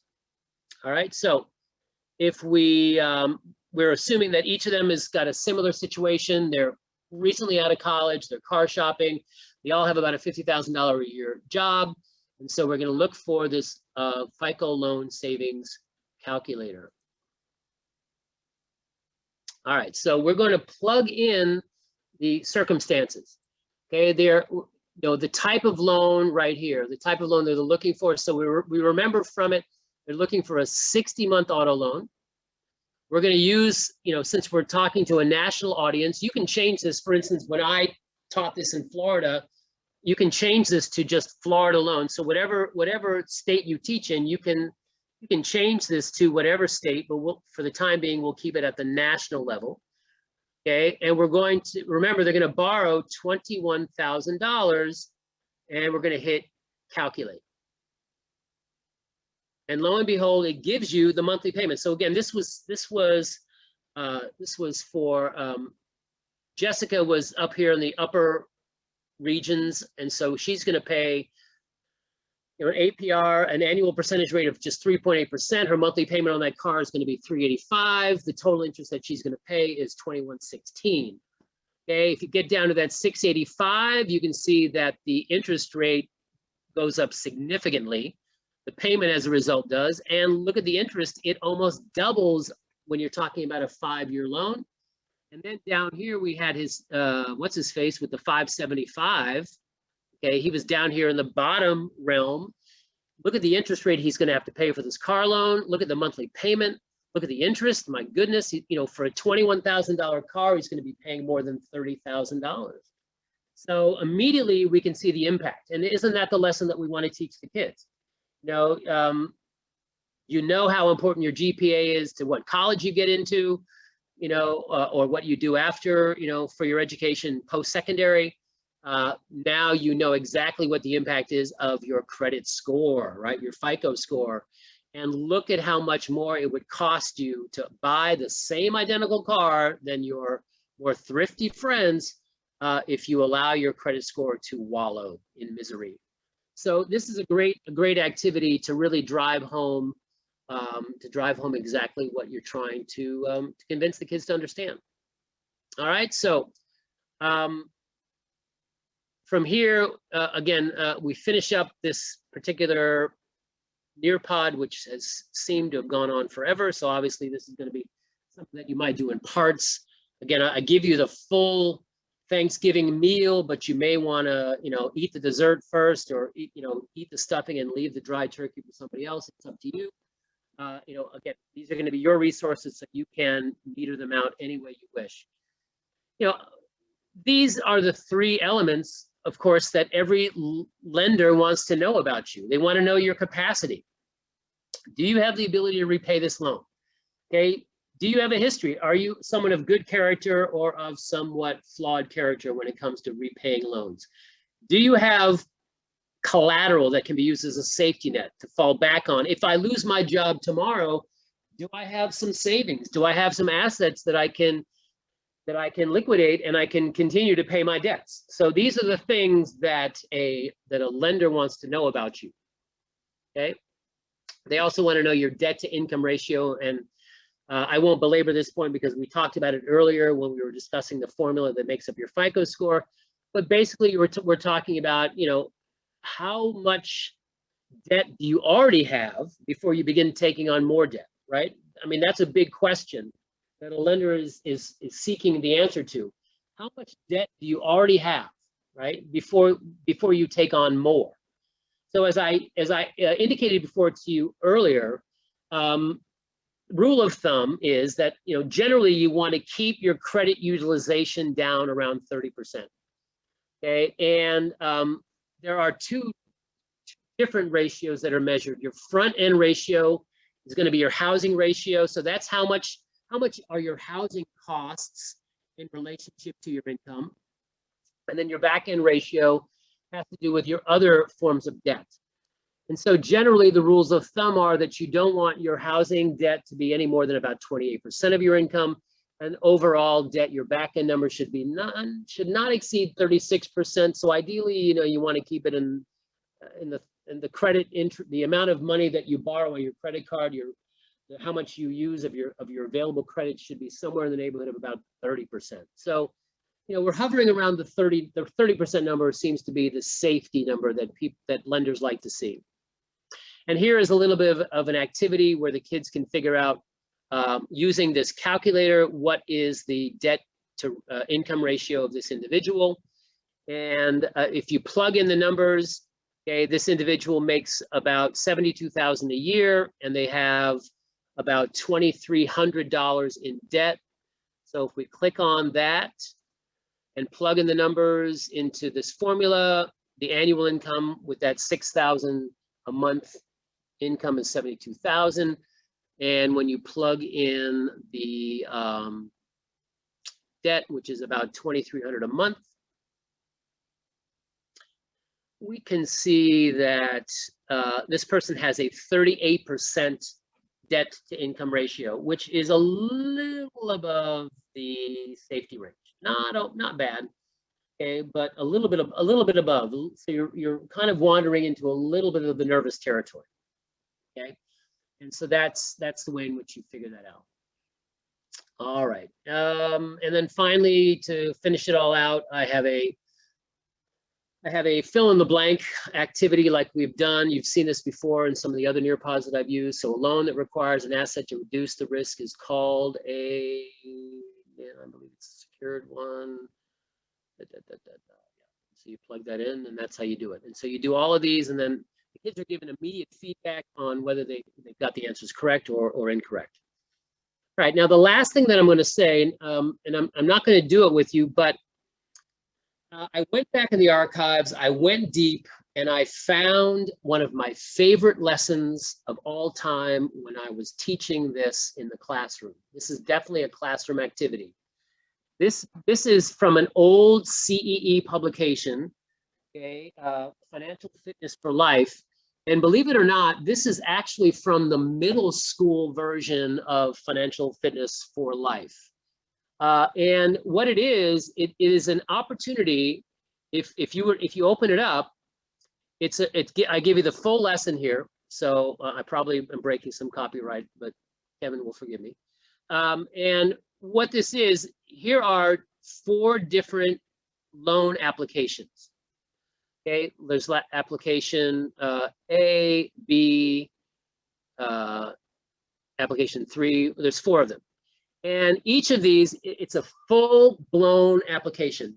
In other words, it talks about the income of the individual or the couple, talks about their circumstances, talks about their assets, talks about their history, and it puts the kids in the position of being, the loan committee, right?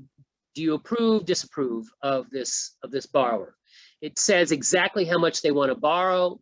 It talks about the terms, the length of time that they're going to borrow it for, what they're buying with the money, and kind of juxtaposing that to their circumstances. And the kids, therefore, utilizing all that they've learned about the 3 C's, the idea of character and collateral and capacity, okay, and they make decisions. They figure out the debt to income ratio that the couple has, and ultimately they decide whether they are worthy or not worthy of this. So this is a great activity. I highly recommend it. I used it for years. It's old school. It's in class. Group kids up into groups of 4, 5, whatever you can in terms of a loan committee. You give them the documents. You have them evaluate the stories behind these individuals. They utilize all the information that you have just taught them, and they make a decision the thumbs up, thumbs down. They do the Nero, thumbs up, thumbs down, and they decide. So that's kind of the icing on the cake here for this particular activity. I added it to the Nearpod so that you would have it. I think I also have it in the Google file that I'm going to share with you as well. All right, so that was long-winded again. There's a lot of stuff packed in there. It's definitely something that you probably want to dole out incrementally. Maybe, and it definitely is not something you're gonna be able to do in one day, but it's a great resource. All right, so that was that. Now, from here, I want to move on to credit reports very quickly. And then we'll take another quick break, and then the last thing that I will jump into will be the investments. Okay, so let me jump into that really quickly. This time we're going to use a more traditional PowerPoint. Okay, and we're going to talk more about the credit report because we talked about, we know that the behavior of individuals is gathered by 3 credit reporting agencies. Okay, we know that a credit report is kind of like an overall summarization of your relationship to the financial world, right? But what exactly is in a credit report? Because we've built it up as being this end-all thing that defines you as a human being, and that number, of course, is something that is your identity in so many respects. So we want the kids to be comfortable in interpreting what a credit report has in it. Okay, so again, as I said, from the age of 18, agencies start collecting data about you, and what this does, it monitors your ability to handle risk and make payments and manage debt. And again, it's going to impact the amount you can borrow. It's going to impact the interest rates that you pay. But it's also going to impact, so many other elements of your life, okay? When it comes to employment, when it comes to residence, when it comes to, services, all of these things, your credit report is going to say a whole lot about you. Okay, again, here are those 3 C's that we're trying to define by the credit report that we talked about earlier. So what's in the credit report? Personal data about yourself, your employment history, any kind of liens, judgments, foreclosures, bankruptcies, all the negative stuff. Your any defaults that you've had, any kind of lateness, your credit information, open accounts. What do you have now that's open? How much do you owe on it? What's the payment status? Okay, how long have you had that open? And then, have there been inquiries? Have people been requesting to see your credit information? Okay, and we will define the difference between a hard and a soft inquiry. Now, I will tell you that the third bullet down, public records, in the last few years, laws have changed the amount of public information that can be disclosed in your credit report. And now, in fact, the only thing that can be expressed in your credit report are bankruptcies. Okay, these other things are not necessarily are not by law going to be found in your credit report any longer. So you may want to make the point that for the longest time, you were an open book, but now there is some level of privacy that has been implemented by recent legislation. So the flaws in your history are not as exposed as they used to be. And that's an important point to make.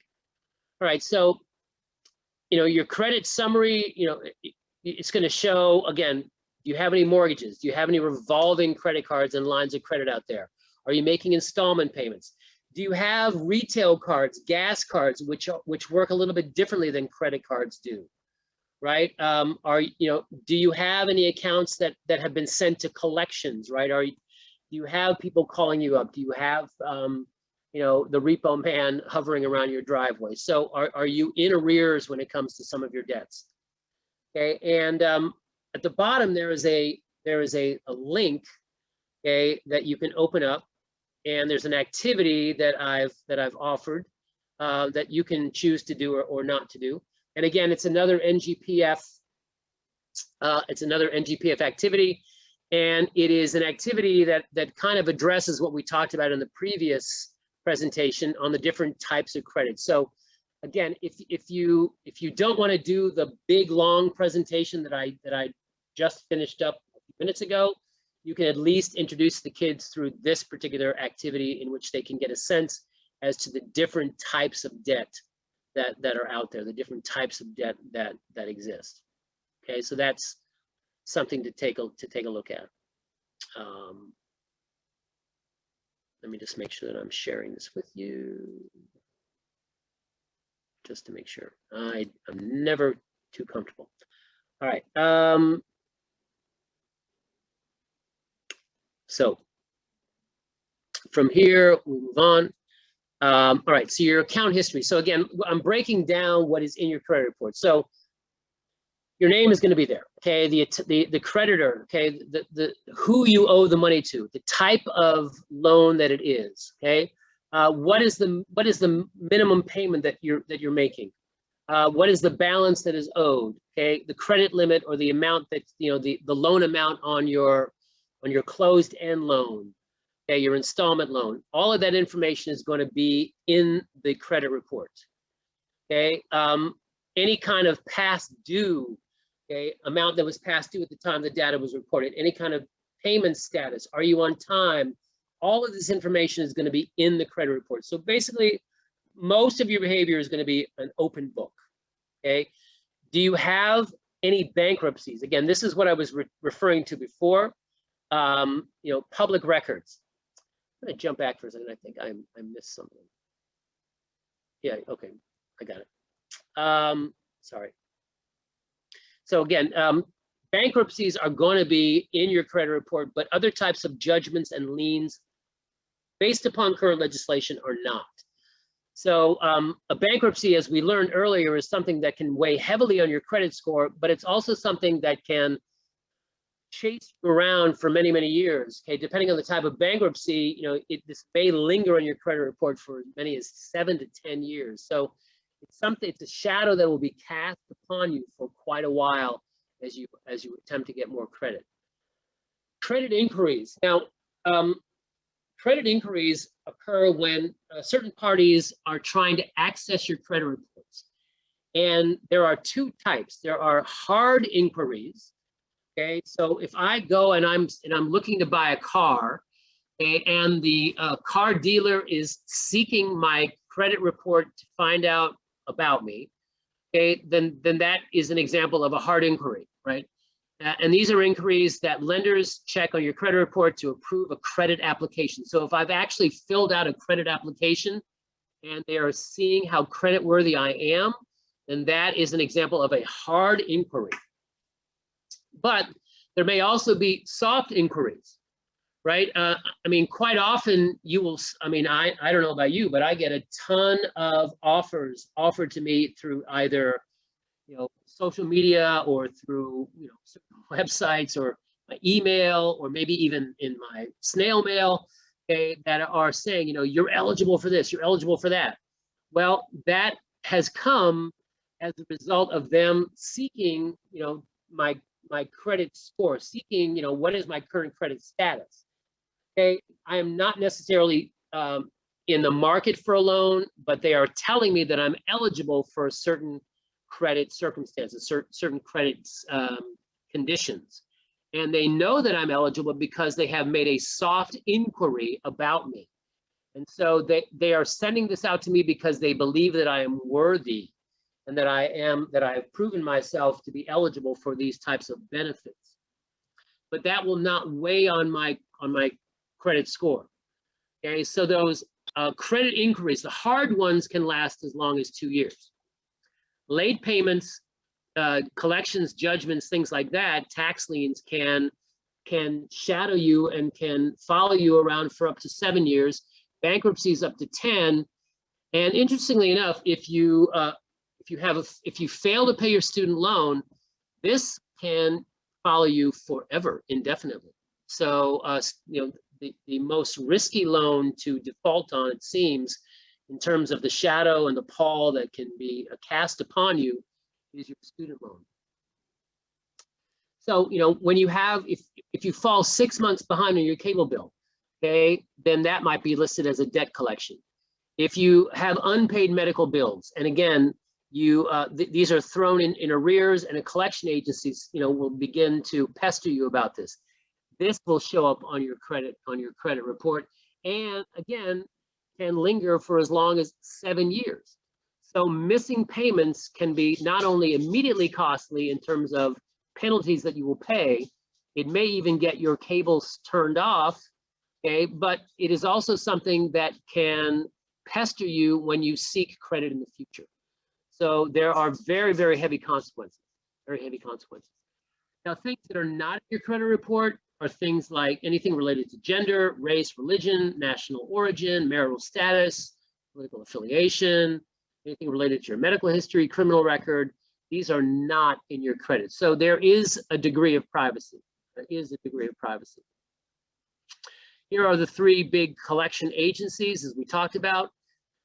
You know, sometimes people confuse credit report with credit score. A credit report, as we know, is a brief history of your behavior, right? I mean, it is the information that has been gathered about you that's relevant to your relationship with the financial world. Okay. It is also, thus, that information is gathered in the report and then is used to generate that credit score. Okay, so the score is the number that that lenders are looking for. Okay, because it is a summary number that indicates the credit worthiness of the borrower. So the report is the gathering of the information. And then the credit score is the interpretation of the information. And so a higher credit score, of course, reflects great credit history, and it tells the lender that you're a good investor, you're credit worthy, and they will give you potentially the best terms when it comes to debt. Okay, now here's the important thing to tell kids. Okay, who looks at your credit report? Obviously, people that want to lend you money are going to look at your credit report. But banks want to know if you're opening accounts. They want to know. Okay, landlords. Okay, you're looking to rent an apartment. Okay, you've got 2 people vying for the same apartment. The landlord looks at the credit scores of the 2 potential lessees, and they learn that one has a higher credit score than the other. You may get shut out of that apartment because your credit score was, you know, low. I mean, the landlord wants to know, are you someone who he can count on to pay the rent on time, pay it consistently throughout the length of the lease? That's what they want to know. Same thing with utility companies. As I said to you earlier, you know, you want to turn the electricity on in your new apartment. Well, if you have a low credit score, you know, the utility company might say, well, you know, you're going to have to give us $300 up front before we turn on the lights, because you're not trustworthy. You have proven to be less than disciplined when it comes to paying your bills. Insurance companies, the same, they want to know. And the cost of your auto insurance is going to be directly reflecting your credit score. Okay, and the access, you know, the cost of health insurance, life insurance, there'll be a direct correlation. Okay, I mean, an indirect actually. I mean, if you have a low credit score, it's going to be more expensive to get that auto insurance, more expensive to get that health and life insurance. Government agencies, in terms of your eligibility for certain benefits, want to know your credit score. Collection agencies, obviously, you know, they are interested in knowing, you know, if you can pay a balance that you owe. If, you know, especially if you're asking for, you know, a realignment or a reconfiguration of your debt, they want to know, you know, hey, is this person proven in the past they can pay it off? Why should we give them different terms? And employers. I read a piece of data down here, or I'm not in Florida right now, but in Florida where I live normally, and they said that, you know, half of the people that applied for new jobs in a particular year, you know, there was an inquiry in terms of what is this individual's credit score? Because if I'm going to hire you and take a risk on making you my newest employee, I want to know what kind of character you have. You know, are you the type of person that is disciplined, that takes responsibility or something less than that. Okay. So getting a credit report, as I said to you earlier, annualcreditreport.com.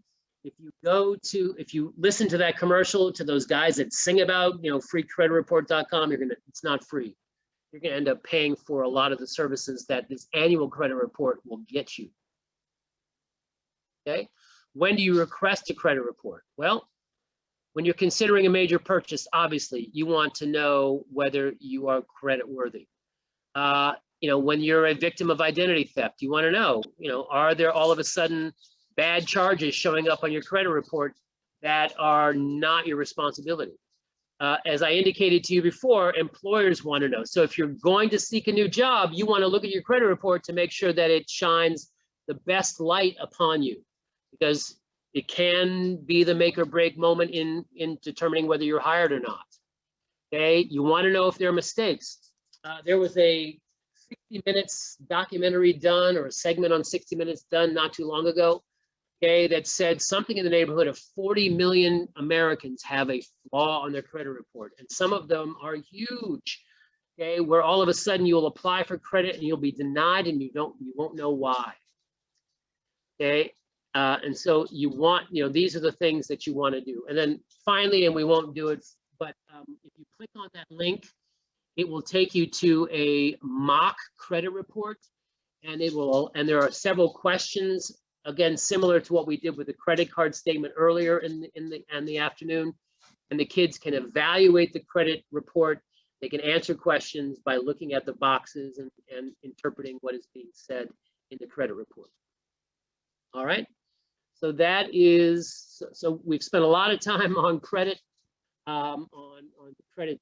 What is credit, types of credit scores, credit reports, C's. We have definitely spanned the globe when it comes to this particular subject. So I'm going to give you, again, a couple more minutes. I'll be back at about 10 after 4, and then I will jump into investing, and then we will wrap it up for our second session. So give you about a 5-minute break. Thanks.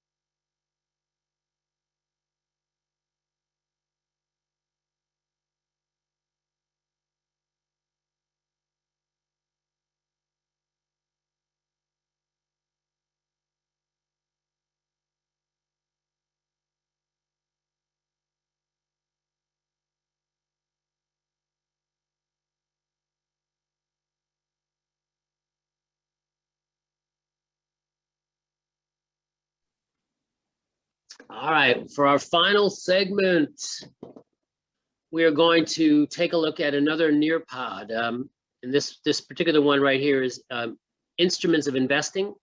And what I thought I would do, I'm going to kind of fly through some of the slides in this particular presentation. This particular presentation not only addresses stocks, but it addresses mutual funds, individual stocks. It addresses index funds, ETFs, an array of different investment tools that people have, and investment instruments that people have available to them.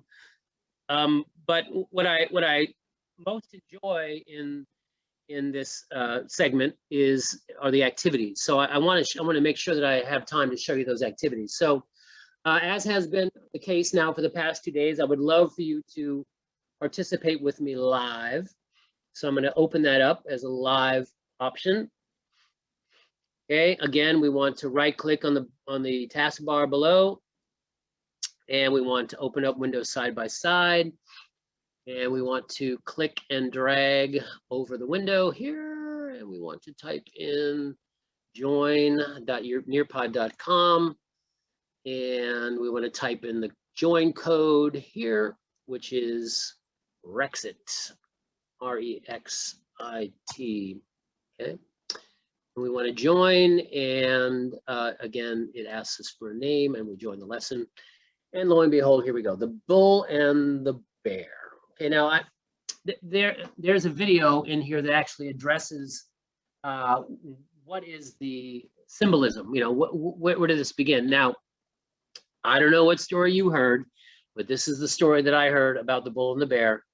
The bull and the bear are based upon this 19th century completely cruel form of entertainment where people, I guess this must have occurred in the West.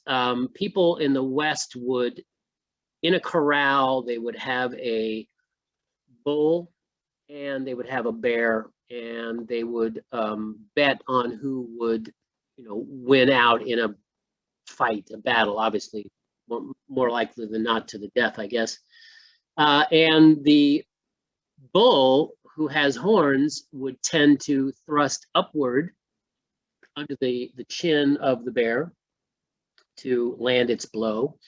And the bear, on the other hand, would bear down, clamp down on the back of the neck. So the bull, because of the upward motion, has since then, in terms of at least Wall Street, has been associated with an upward trend in the market, optimism, and the bear is a downward trend in the market, or pessimism. And again, there's probably other stories, but that's what I heard is the significance of the two animals in relation to Wall Street.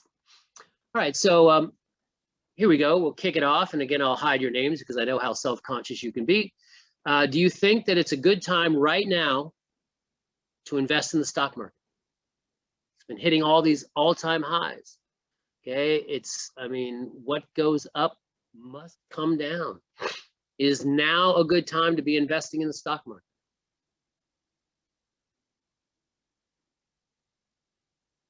Okay, the answers are coming in.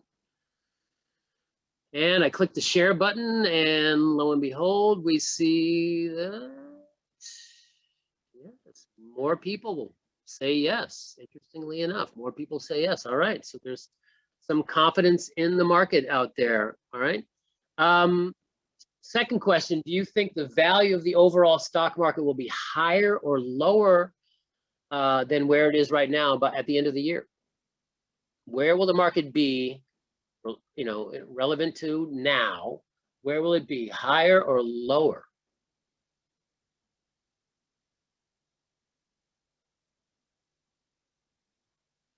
Again, it's been hitting all-time highs. There's that specter of inflation out there. Okay, the CPI just came out, I guess on Friday, and maybe just in the last day or two, and we definitely are in an inflationary trend. Businesses hate inflation. All right, so the answer, apparently the answer is higher. All right, so we've got some wild-eyed optimists out there. At what age do you think it's a good idea to start investing in the stock market?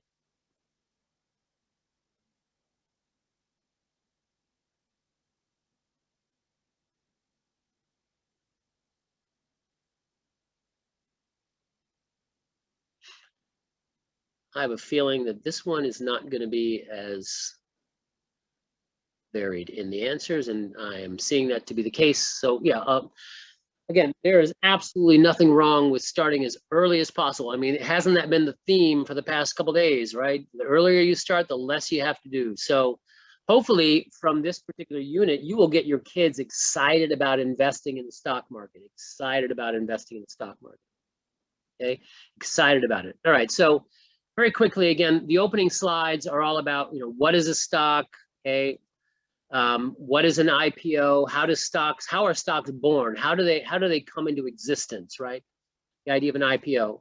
There is a good video here, okay, that talks about that. So again, I won't play it for time restraints, but a video that talks about what is an IPO and what does it mean when a stock goes public, right? What are some of the benefits of owning stock, like dividends, right? Where either quarterly or now more frequently we hear monthly. Companies that are income oriented, companies that are willing to pay dividends, that are not necessarily in the growth sector, will pay a portion of the company's profits to shareholders, right? Here are some of the big dividend champions. These are all companies that have paid dividends for more than 50 years straight. And a lot of them are very, very familiar to us, right? Lowe's, Coca-Cola, Target, Johnson & Johnson. These are all familiar companies. So these are what we call dividend champions, and they have a great track record. So already this begins to maybe filter into the minds of the kids. Wow, that means that if I invested in these stocks 50 years ago, I would be getting income today from those companies. And that would have been, consider what happened over those last 50 years. We've had business cycle fluctuations. We've had, heck, Vietnam 50 years ago. We've had, all kinds of 9/11 and pandemics and things that have affected our country. So, but these companies have consistently paid. So, wow, if I stay true, if I stay disciplined, regardless of what's happening in the outside world, I can have an income stream. Interesting. Okay, then you have growth stocks, which are stocks, where they reinvest their profits. And these are companies that are oftentimes in the technological field. We learned about Amazon yesterday. Amazon doesn't really pay a dividend because it's got, it's using its cash to buy up MGM. It's using its cash to buy up Whole Foods. Okay, it's using its, Netflix, of course, is using its cash to make content. It's now a content provider, not simply a delivery system. So, these are companies that reinvest because they are growing still. They're reinventing themselves, they're broadening their interests, and so forth. Okay. All right. What is the piece of advice an investor would generally follow when buying shares of stock?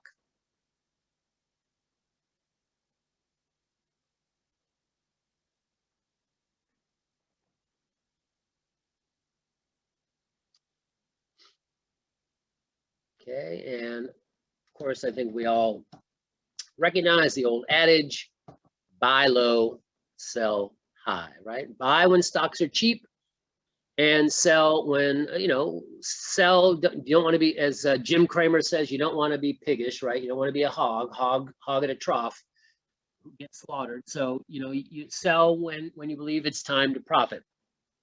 I don't know if I necessarily believe in that. I'm more of a buy and hold guy, but anyway, whatever.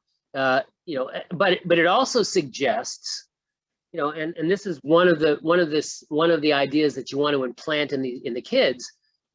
When is the best time to buy a stock? When everybody is selling. And when do people sell? When they sense fear. So what a great time to buy stocks when the housing market collapsed in 2008 and the stock market lost 50% of its value.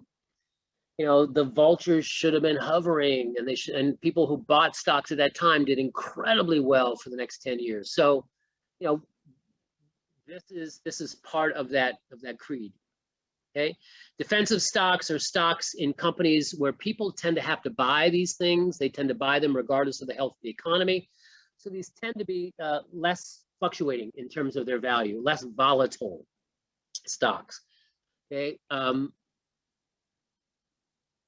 Cyclical stocks are stocks in companies that tend to mirror the health of the economy, right? I mean,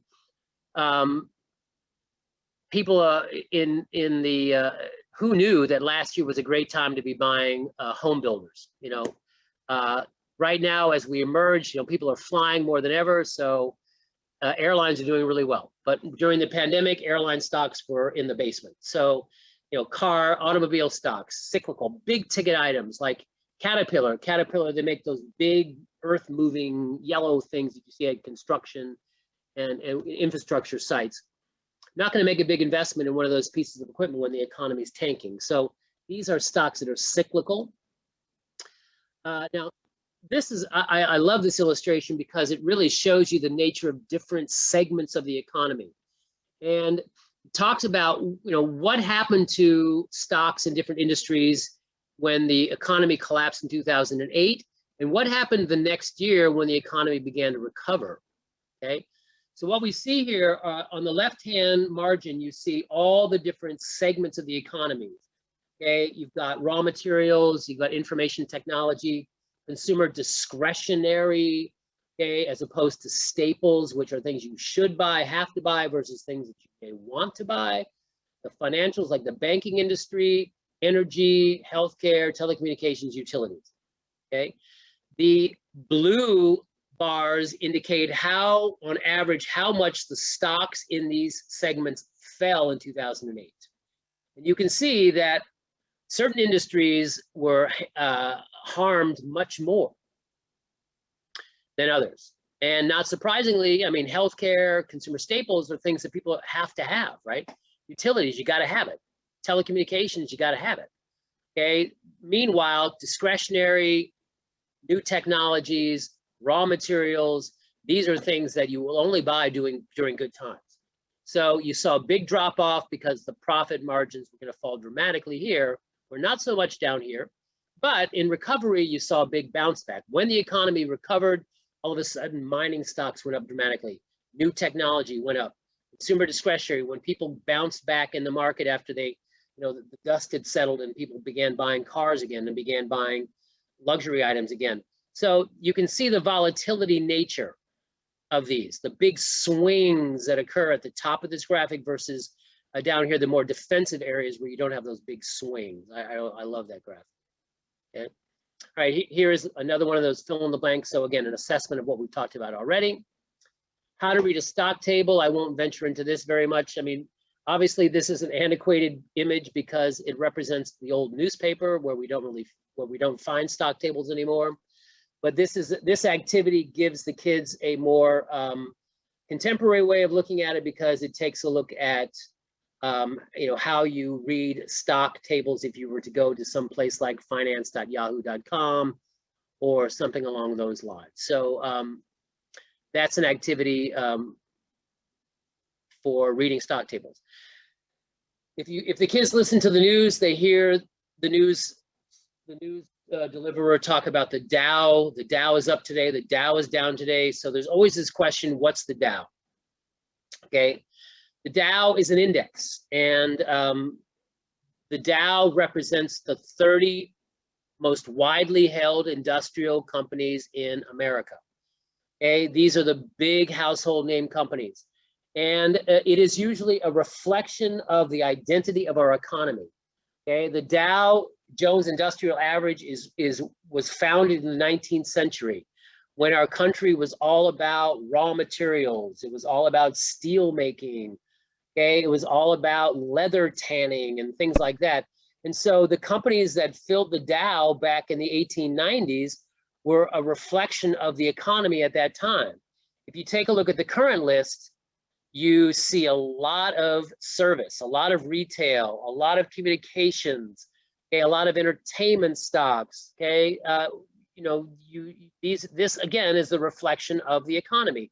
And so periodically the Dow is changed, it's rotated, right? Companies that fall out of favor, that no longer meet the criteria that the Dow Jones and company sets for their index fall out, and new ones are ushered in.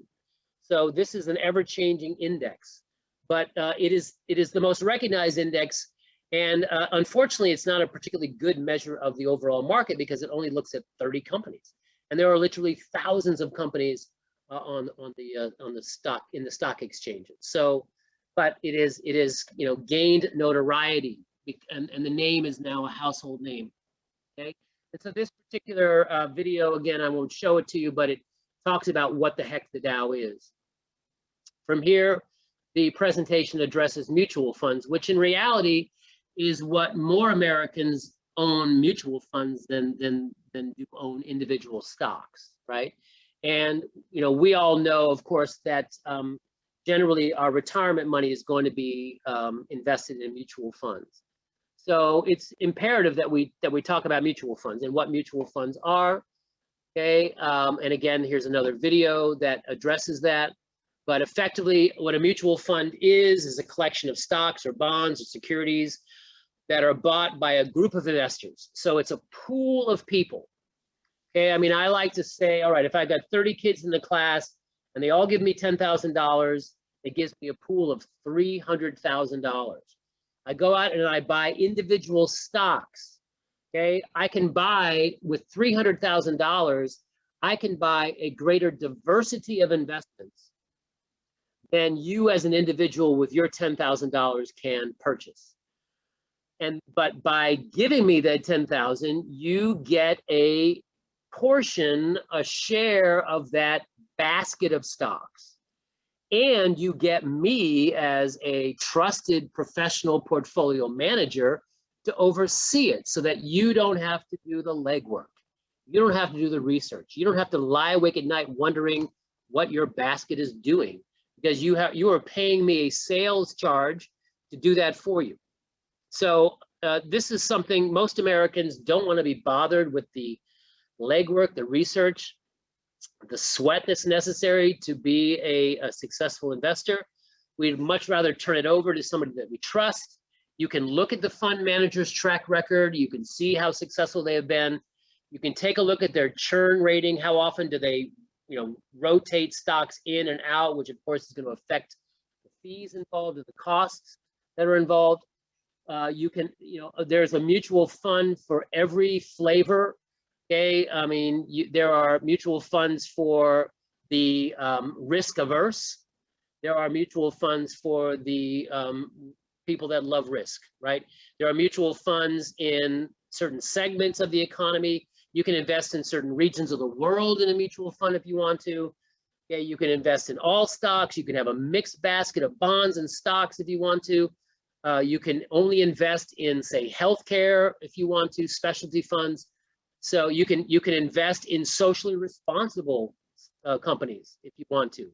Okay, avoid the cigarette companies. So there is basically a flavor for everybody. Okay, and from here, we introduced beyond mutual funds. In more recent times, has become the popularity of an index fund. And so there's a video that talks about what index funds are with questions. Here's a nice Venn diagram that illustrates the similarities and differences between mutual funds and ETFs, which are typically fixed baskets of stocks that are often associated with indexes. So here are the different varieties of features of each of them. Okay, when we talk about index funds, one of the great advantages of index funds, first of all, is that they're going to be cheaper typically than a mutual fund, because it is a fixed basket of stocks. There's nobody managing it. Okay, like you can buy those 30 Dow Jones Industrial stocks as your index. You can buy something called the S&P 500, which is a broader index of 500 stocks. It changes very rarely. Okay, nobody is in there reaching in, pulling out, the bad apples, putting in better apples. Okay, but at that same time, it keeps the fees down.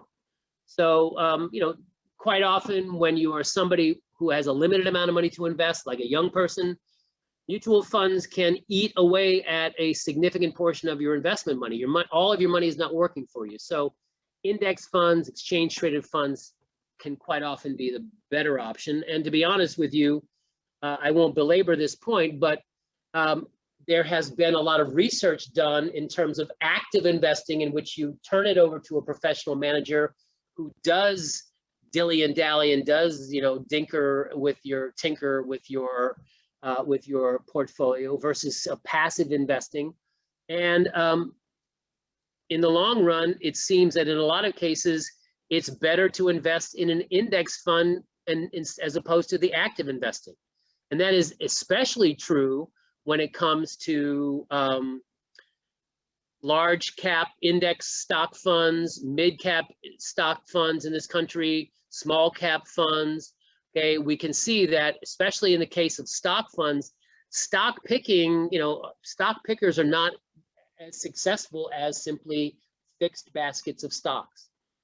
And that the return in each of those different cap levels has been higher for the fixed passive form of investing.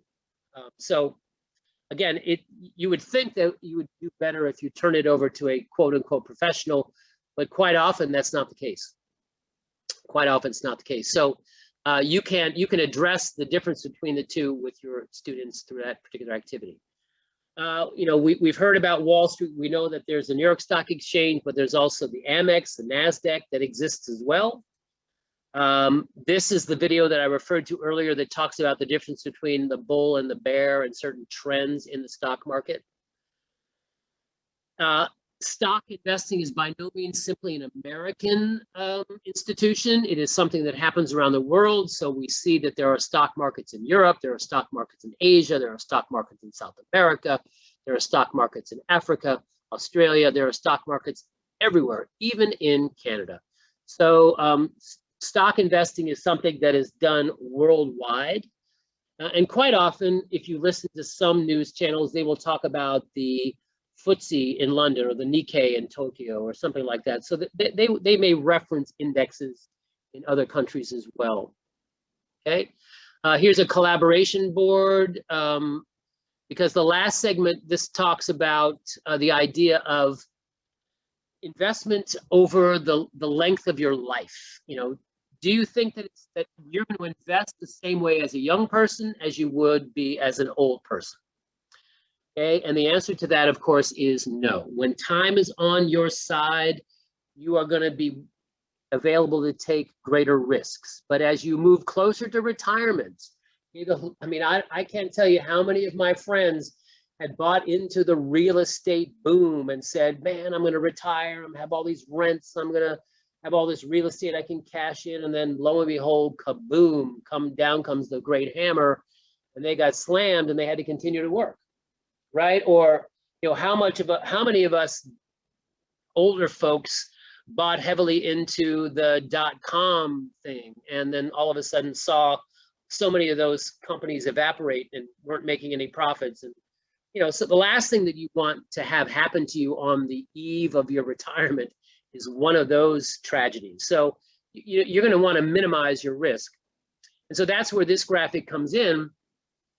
Talks about the number of years away from retirement. The dotted line is D-Day, the day of retirement. And so here's 50 years prior, right? So if you retire at 65, you're talking about in your teens, in your 20s, you can definitely, these equities here, these are all stocks, which of course fluctuate in value. Your principal is not protected versus fixed income, which are bonds. Okay, in which you have a fixed amount of money that you lend and you earn a rate of interest. I hesitate to say CDs because you put your money in CDs and you might as well just work until you're 90. Okay, paper or plastic at the local grocery store, in your 90s. But the fact of the matter is that, you want to begin to balance out the risk by the time as you move closer and closer, because again, the stock market is volatile. The stock market fluctuates. If you have time on your side, there's no question that it is proven over the last decade after decade after decade to be the best investment over time. But again, risk becomes a concern as you get closer to retirement. Okay. And from here is a quiz. Okay, there's a reading on this whole life cycle of investing, and there's a set of quiz questions that is associated with it that you can have your kids answer, but I won't do that for us now. Here is the famous risk pyramid. Okay, at the top of it being the higher rate of risk, but also the higher rate of return. The base of our pyramid represents investments for the risk averse. But, you know, if you take very little risk, you can't expect very much return. So this is a great diagram to illustrate exactly where do different financial instruments fall on the risk return ratio on this pyramid. All right. And last but not least is, again, another time to climb. So remember, this is that Kahoot game that I referred to. That is a great way to kind of wrap up the presentation. All right, so I'm going to jump off the Nearpod because my time is fleeting, and I wanted to show you a great activity. Okay, and I took the activity, and it is another activity from Next Gen Personal Finance, and I put it into a Nearpod just for today, but it's by no means do you have to do it as a Nearpod. So again, I wouldn't mind if you jumped on board for the live participation of this, but it is a great activity. Again, you want to open up that second screen, show windows side by side, create a new, drag it over here, jump in, type in join nearpod.com, type in the new code for this, V7LNZ, V7LNZ. Hit join, there's my name, and join lesson. All right, so this is an activity called Joining the Market. And it puts the kids in the midst of the frenzy, the sweat, the lying awake at night with your eyes open, staring at the ceiling. Puts them in the middle of having to make decisions on whether they want to buy, sell, or hold in a particular investment. Okay, and that investment is a new chain of restaurants called Ravioli Den. And here is the profile of the company. Okay, you can see that they have locations, 60 locations in the US and Canada. They sell, their main focus is ravioli, and they sell 14 varieties of ravioli, 9 different sauces. Okay, so it tells you a little bit of the history, and the initial growth strategy was to open up dens adjacent to college campuses, give discounts, and so forth. So this is essentially the company. And here's the scenario. You have $1,800, and the current price of a share, the opening price, IPO price, the initial public offering price of Ravioli Den is $60. Okay, you've worked all summer long. You have accumulated $1,800. You've decided that you want to invest at least $1,500 into Ravioli Den. Okay, so if you do the quick math at $60, that's 25 shares. That's 25 shares minimum. Okay, if you decide to throw the whole wad at it, of course, you're going to buy 30 shares. So because of this, okay, you've seen the company, you've seen their strategy, you see what you have available to you. Here's the first question: how many shares are you going to buy? You're going to buy all 30, 29. You're going to save some cash, or you're going to go all in. Okay, are you going to buy the minimum that you've committed to? Okay, how many shares are you going to buy? So, I mean, this would be the first question that you would pose to the kids. Kids would have to decide how many shares they want, how much are they going to buy? Are they going to buy, all in, or are they going to be conservative and hold some cash back?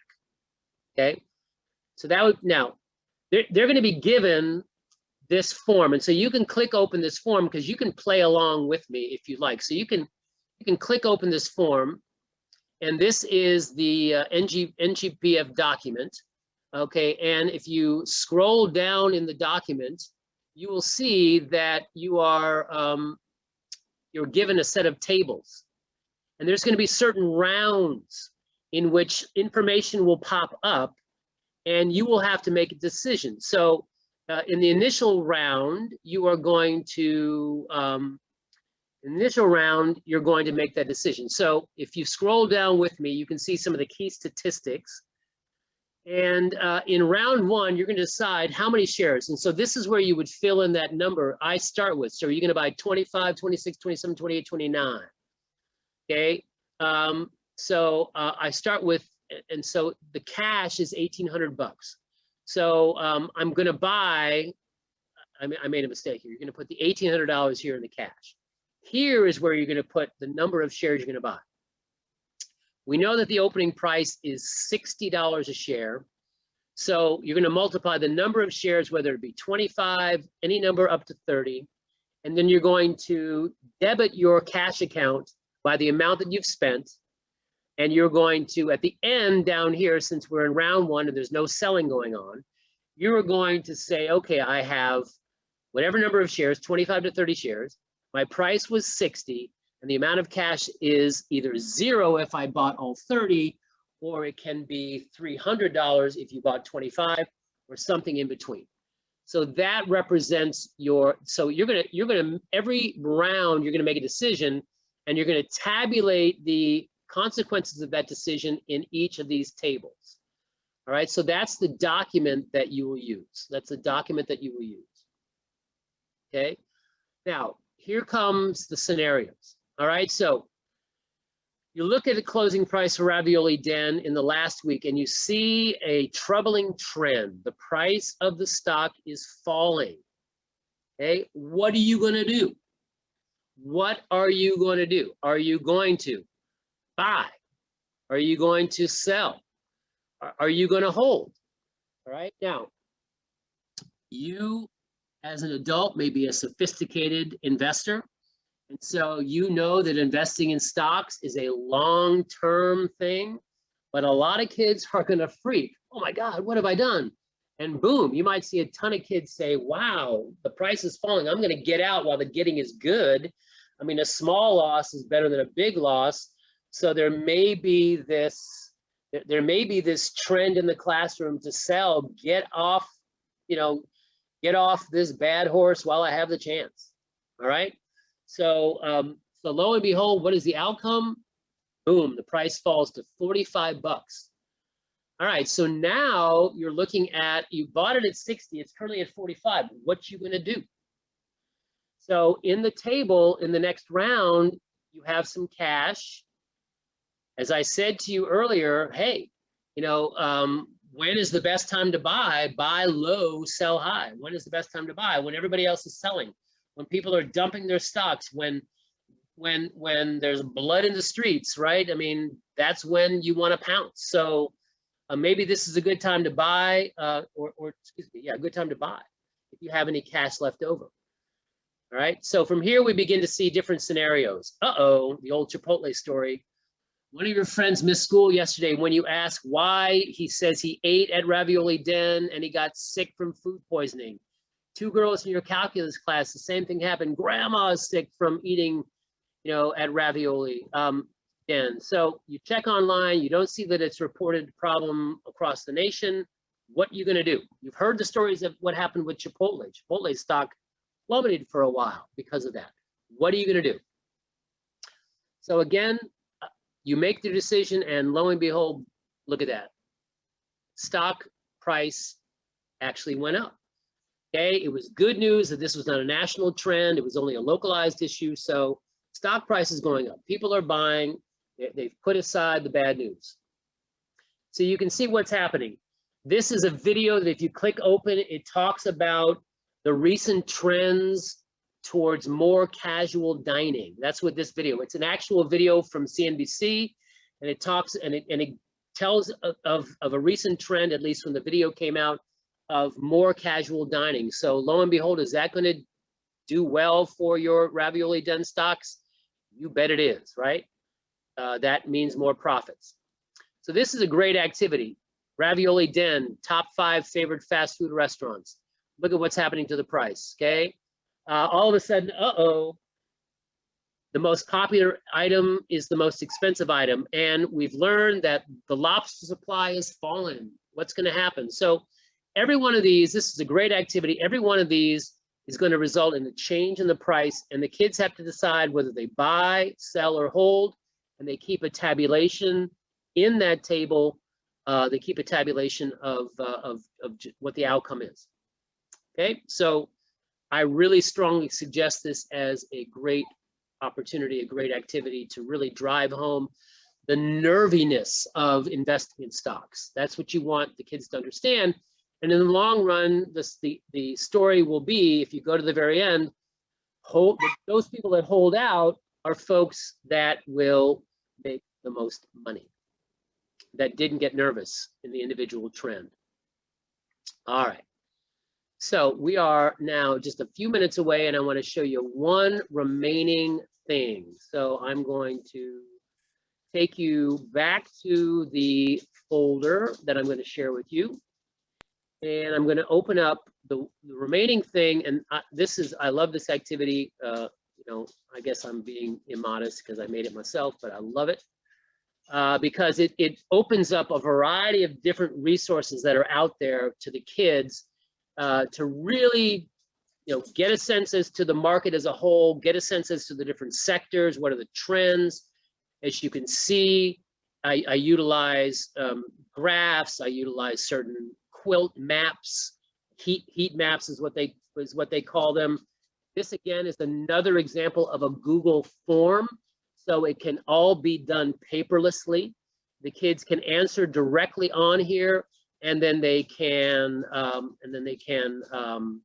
submit the answers to you. So if I open up a preview, this is one of my favorite resources. This is a heat map. Okay, this is a visualization of the entire S&P 500 by sector. And this is what's happening on the market today. So we can see that the quilt is in a mixture of colors. And there are questions on the document that have the kids interpreting what they're looking at when they look at this particular heat map. Okay, and you can see that right over here, this is the one-day performance. So this is currently what's happening in the market. So we can see some big names, and as is indicated in the instructions on the Google form, the bigger the box, the larger the cap company. So not surprisingly, the big boxes are associated with Apple, Google, Amazon, Tesla, Microsoft, Home Depot over here, Facebook over here, AT&T, okay, down here, Pepsi and Coke, okay. But then those smaller boxes, if you hover, notice what happens. I hover my cursor over and I can see every one of these different. So here's Marriott, okay, which tends not to be doing particularly well today. Okay, and here we have Hilton hotels. Okay, so we can see that the travel sector seems to be suffering. Starbucks, though, is having a decent day. The stock is almost up a single %. You can see that McDonald's is having a modestly good day. The price of stock, look at McDonald's at 236. Holy smokes, why didn't I buy that? Okay, down here, the deeper the red, the worse off. So Boeing is having a bad day. Okay, I can't tell you exactly why, but we can find out that if you click on that, you can get more information about Boeing. I double clicked on the box, and lo and behold, we can find out the news stories. We can get a recap. I mean, this is an unbelievable resource, an unbelievable resource that the kids can utilize. Okay, so now what's interesting is that, all right, so we don't want the kids to get nervous from one day's performance of a stock. So by dropping this menu, you can take a look at, all right, what have stocks done over the last year? And look at the change, look at all that green. So this tells you, all right, wow, if I had dropped a few $1,000s in the stock market a year ago, look at all the gains that I would have made. Look at that. Apple is up over 50% just in the last year. Google is up 65%. Facebook's up 44%. Disney is up 54%. Netflix, not surprisingly, is about flat. And the reason that is, of course, is because people are going to Disney now. People are going back to movie theaters. People are, are kind of maybe people who on a whim got a Netflix subscription are canceling their subscription. For some ungodly reason, Tesla is up 122%, right? Look at these retail stocks: McDonald's, Starbucks, Nike. Okay, generally almost nobody had a bad year. Almost nobody had a bad year. Okay, First Energy Utility Company had a bad year. This biotech firm had a bad year, but generally, so we want the kids to recognize that in the long run, don't be dissuaded by one day's performance. Okay, that the investing in the stock market is a long-term commitment, a long-term commitment. Okay, all right. So if we go back to the, here's a series of questions that the kids would answer. Okay, right here, related to that heat map. Okay, and and again, all the instructions are very clear. It tells them to change the view, change it from a day's activity to a year's activity. Take a look at certain sectors. Right here, I have them take a look at McDonald's, Starbucks, and then some company called Yum, which they may never have heard of. But if they double click on Yum, they realize that Yum Brands is Pizza Hut and Taco Bell and Kentucky Fried Chicken. Okay, direct competitors to McDonald's. So they can learn an awful lot by clicking on that map. Okay. All right, down here we take a look at the 30-year performance. Again, we're trying to teach the kids that it's a long-term commitment. Again, look at, if you invested 30 years ago in the S&P 500, look where you would be. Now, it would not have been a straight line to that period of glory. It would have definitely been, with some nervous moments. But, and each one of these bars represents recessions. But lo and behold, if you had stayed the course, you had stayed disciplined, you would have made a lot of money, okay? Down here is the overall, it's a quilt map, and it takes a look at the 11 industries. And again, it takes a look at longer term trends. Here are the last, 13, 14 years. And by the side of this map, you take a look at, what sectors have done particularly well over the last period of time, recognizing that the white represents the S&P 500 average. And so every one of the stocks that is located above in each one of these years did better than the S&P, outdid the S&P. And down here you have stocks that have done poorly. Okay, now there are some trends that we can recognize. For instance, the energy sector, which is the green, look at how it has hovered in the bottom range an awful lot over the last 14 years. Why do you suppose that's the case? Okay, what has been weighing on those energy stocks? And as you know, big oil, the world is turning away from those fossil fuels, okay, to the renewables. Are these industries like, a fossilized industry that is losing favor with investors? So the energy sector has suffered over the last years. Meanwhile, information technology, the IT sector, okay, has done really well. 10 out of the 14 years, it's outperformed the S&P, and there's no secret as to why that's the case, right? All right, and so this is a great way in which the kids can get a sense of the resources, can get the strong sense that exactly how much of a commitment is necessary for investing in stocks, the fluctuating nature of our economy. I mean, our economy moves in a wave-like pattern, but that's in the short run. In the long run, the trends have been upward. So stay the course, stay invested. Don't get nervous when everybody is running for the hills. Take that as an opportunity. Buy when there's a pullback, and you will do particularly well. And so they will They will celebrate you because you have taught them this. They will find you when they're 40, when you're in the old folks home, the old teacher's retirement home, you're on oxygen. They will yank you out of your hospital bed, put you up on their shoulders, carrying you around, chanting your name. Okay, why? Because back in 2021-22 school year, you taught them these lessons about investing in stocks. Okay, so trust me, I'm expecting that to happen to myself, and I know it can happen to you. So on that positive note, I will stop sharing and I will turn it over to Kevin, who will take. Yes. I just have a few business items, Brett. All right. Thank you everyone for attending yesterday's and today's session. I hope that you enjoyed it. I have a few things to mention.